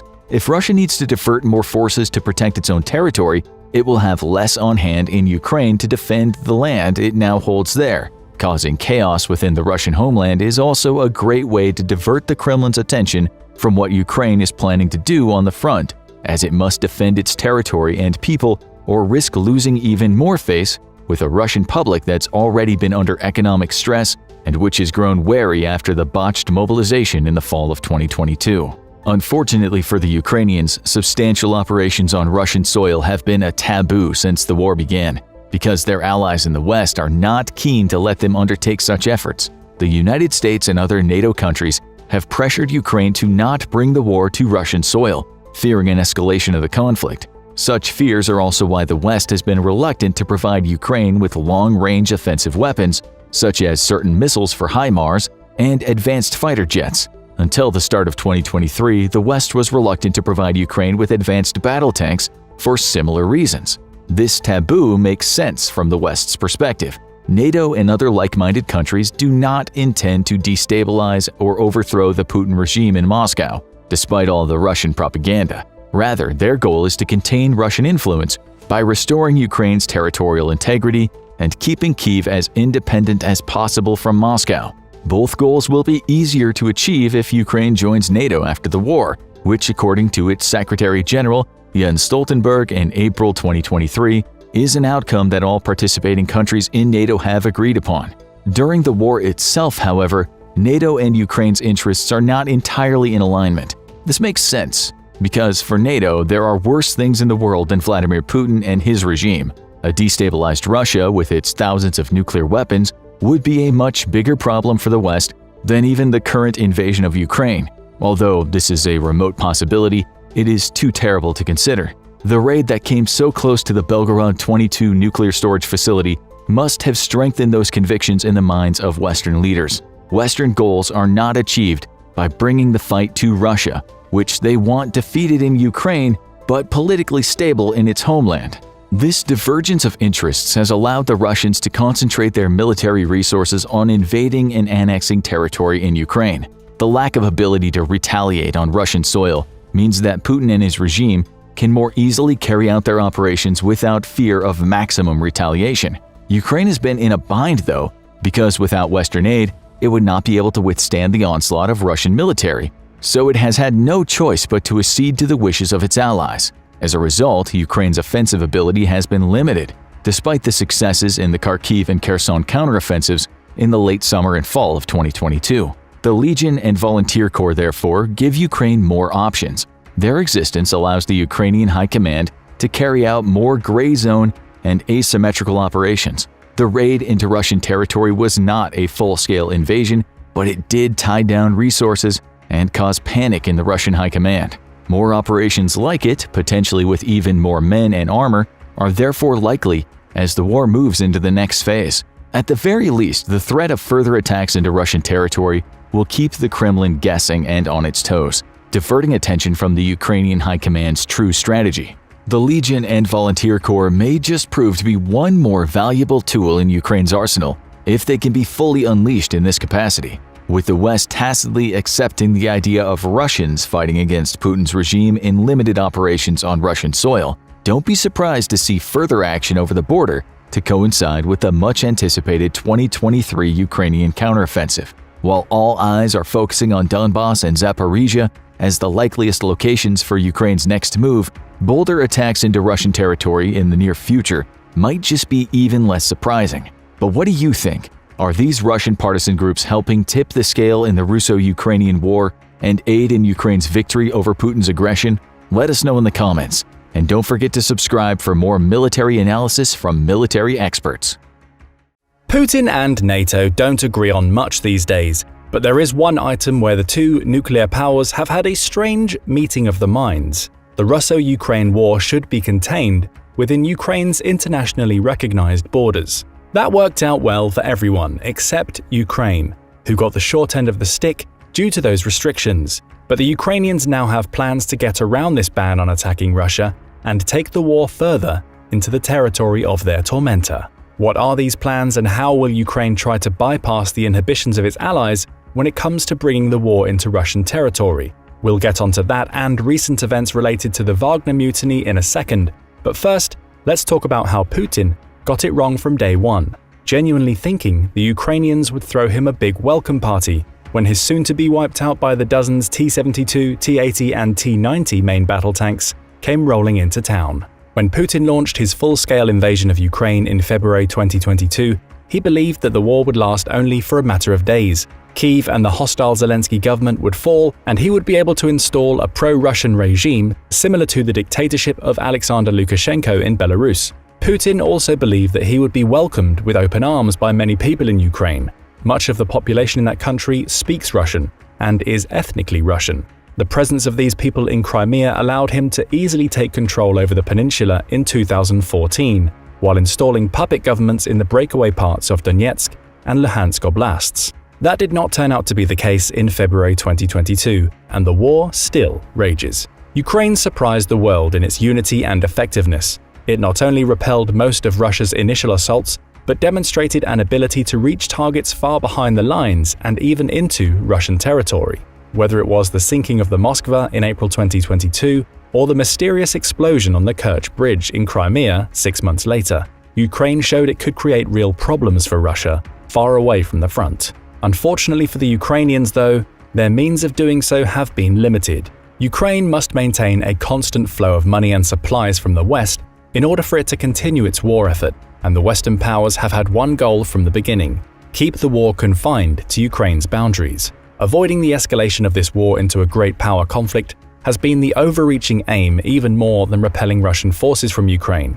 This was the case as early as 2021, months before the invasion, when the United States Department of Defense came up with a basic plan to prevent the coming conflict in Ukraine from escalating into a broader war between NATO and Russia. Containing the hostilities within Ukraine's borders was the most important item in that plan. In keeping with this goal of keeping the war bottled up in Ukraine, the West has been reluctant to supply advanced, long-range weapons. NATO countries do not want Ukraine to be able to fight in Russia on a mass scale for fear of escalation. The Ukrainians have repeatedly requested advanced Western fighter jets like F-16s, for example, only to have been turned down many times. The United States has also turned down Ukraine's request for ATACMS. This weapon, short for the MGM-140 Army Tactical Missile System, a tactical ballistic missile with a range of up to 186 miles. ATACMS can be launched from HIMARS, a rocket artillery weapon the Ukrainians have proven devastatingly proficient in, and supplying them with ATACMS would make them only that much more effective. One of the official reasons given by Biden administration officials for denying Ukraine these missiles is that the United States has a supply shortage of them. In reality, the United States has been reluctant to provide ATACMS for fear that Ukraine would use these missiles to hit targets far deeper into Russia and raise the stakes of the conflict. Until the start of 2023, the West was also reluctant to provide advanced battle tanks to Ukraine for fear of escalation. In the first year of the war, the Ukrainians reluctantly respected the prohibition of their allies into taking the fight into Russian territory, but the situation is now starting to change. The Ukrainians have done the best they could with the conditions the West has given them, and in 2022, their best proved good indeed. However, Russia being able to operate with impunity behind its border has proven a big problem for Ukraine's war effort. For example, Russia has used bases in its territory to launch missile attacks against Ukrainian soldiers and cities. It has also, for the most part, used its territory to organize and supply its troops without fear that those supply lines would come under bombardment. From the West's perspective, this is an acceptable compromise, as there are fears that supplying Ukraine with longer-range weapons and moving the conflict into Russia's territory will gradually get NATO forces involved in the fighting and therefore escalate into World War III. Even if that scenario does not come to pass, there are also fears that putting Putin under even greater pressure will cause him to use tactical nuclear weapons as retaliation for strikes in Russia and as a ploy to turn the stagnant conflict in his favor. Blaming the West as the prime culprit that necessitated the use of such weapons would be likely. All of these conditions limit Ukraine's options for victory, but throughout the war, the Ukrainians have demonstrated ingenuity and daring even despite the restrictions.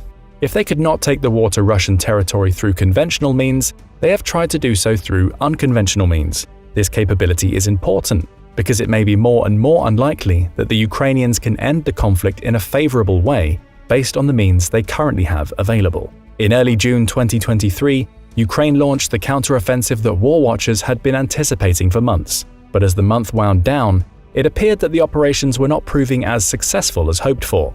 As of the end of June, Ukraine is gaining ground on all fronts it is attacking, but the pace is not matching the successes of 2022, and each attack depletes Ukraine's forces a little further, risking a culminating point far before they can accomplish their objectives. President Zelensky confirmed the disappointment when he stated that the counteroffensive has gone slower than desired, but he said he would not needlessly risk soldiers' lives to meet international expectations. So what's Ukraine doing elsewhere to make its war effort more effective?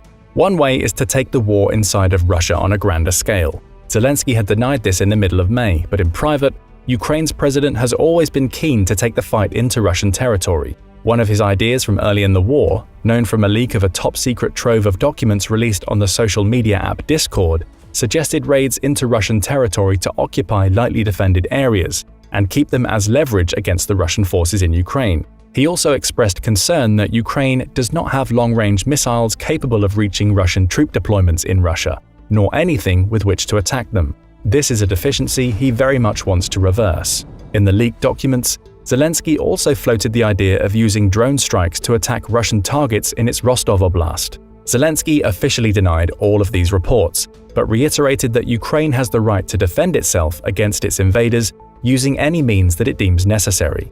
This declaration would include covert and asymmetrical means. Ukraine has deployed these methods frequently.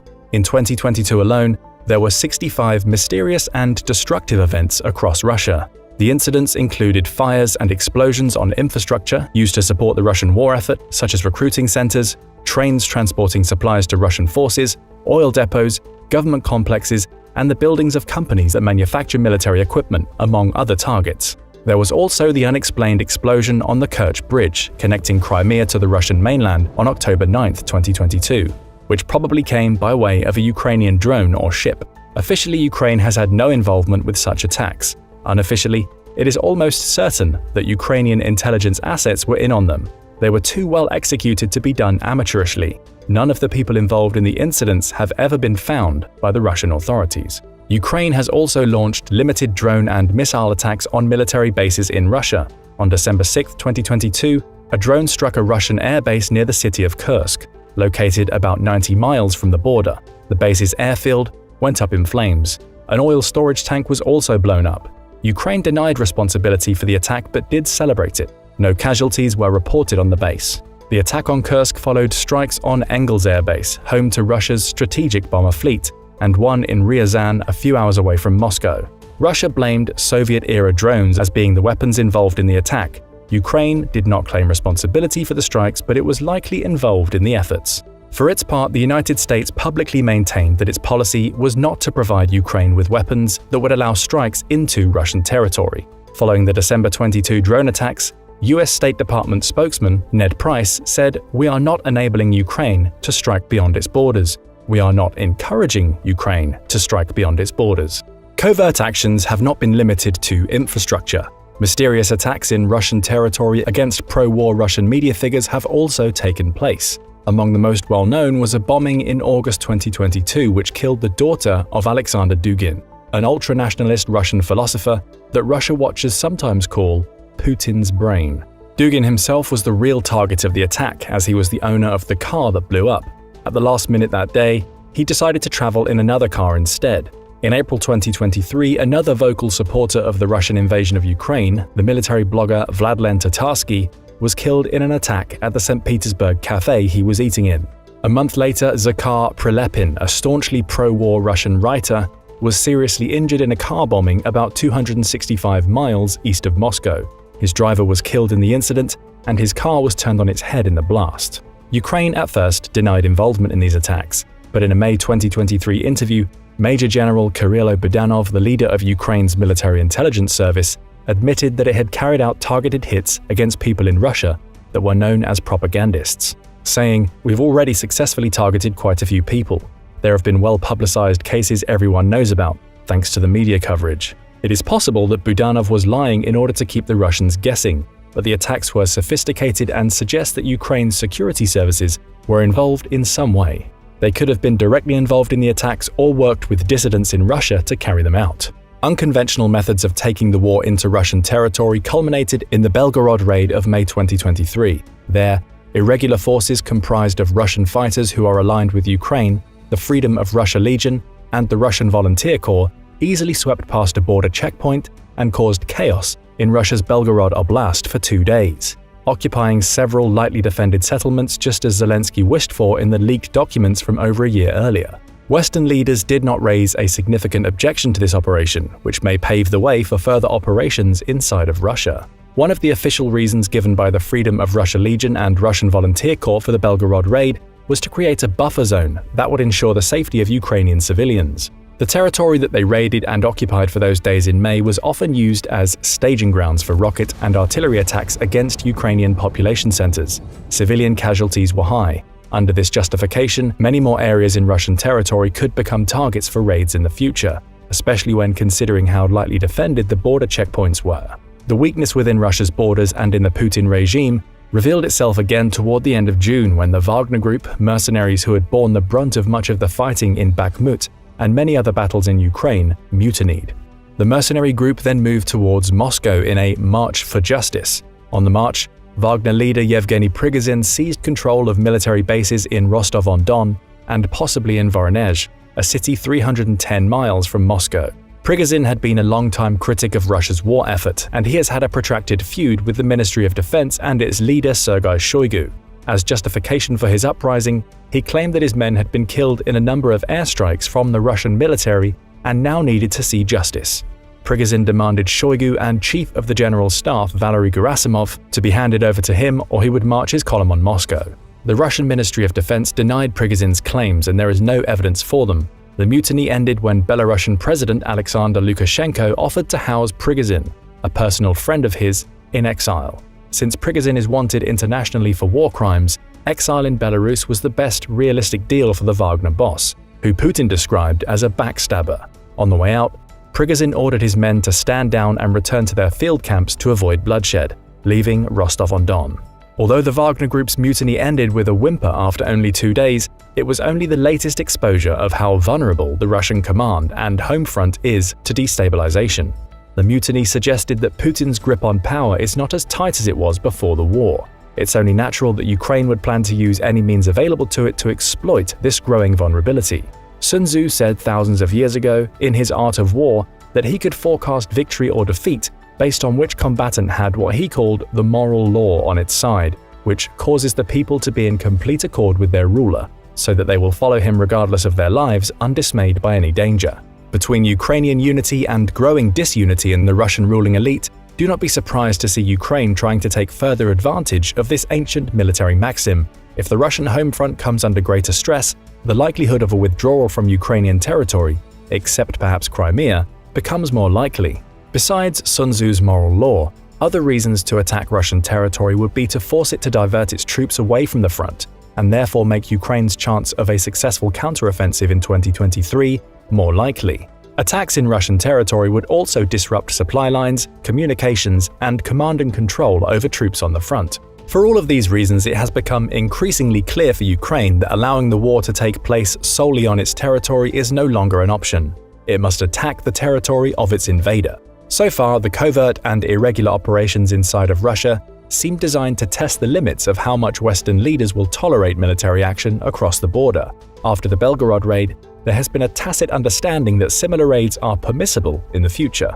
There seems to be little objection to Russians fighting against Putin on Russian soil, although the Belgorod raids coming close to a Russian nuclear weapons base made a lot of people in the West nervous for understandable reasons. As the war continues to drag on, there may also be movement on giving Ukraine the longer-range weapons it needs to systematically strike targets inside of Russia. President Zelensky has recently claimed that Western fighter jets will be arriving. We will need to see how true that is. United States President Joe Biden may also be warming to the idea of loosening restrictions on providing Ukraine with the weapons it would need to strike targets deeper into Russian territory. For example, he recently declared that ATACMS might still be in play for Ukraine. Supplying Ukraine with ATACMS would put all of Crimea within range of HIMARS. It would also put Russian bases and critical supply lines deep in Russian territory within the range of Ukrainian retaliation. Supply depots, critical infrastructure, and troop concentrations in Russian territory would be far easier to target and disrupt with the use of ATACMS. As in most wars throughout history, the Russian invasion of Ukraine is not going as either side expected. Vladimir Putin did not get the quick victory that either he or his opponents in the West imagined he would. Yet, for all its failures, the Russian army has proven resilient in the face of low morale and Ukrainian successes in 2022. If Ukraine's 2023 counteroffensive is not as successful as its efforts last year, and the early effort does not look as promising as war watchers were hoping for, the Ukrainians will inevitably look for other ways to turn the war in their favor. Up until now, the interests of Ukraine and its Western backers were mostly aligned. But if the war continues to drag on in a World War I-style stalemate, there will be greater public pressure in NATO countries to not spend as much money supporting the Ukrainian war effort. Already in the United States, there is an influential minority on both the political left and right that have called the numerous aid packages coming from Washington into question. Recall that for the West, containing Putin's ambitions is ultimately more important than recovering every square inch of pre-2014 Ukrainian territory.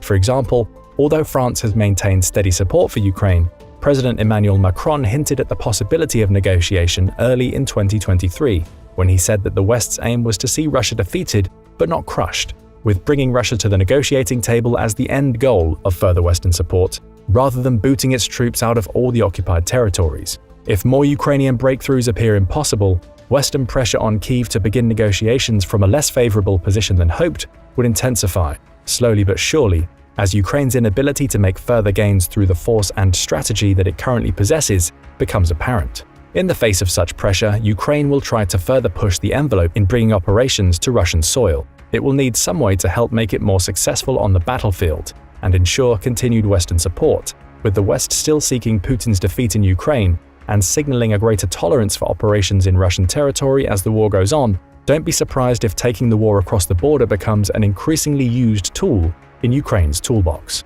If history teaches us anything, no war ever ends on the same conditions it begins with. Limiting the conflict to Ukraine's internationally recognized borders may have worked before, but as stalemate and depletion set in, there will soon come a time when the West will have to decide if its original plans to prevent the war from becoming a bigger one are still workable, or if that objective can still be achieved if Ukraine takes more overt and direct conventional action behind the Russian border.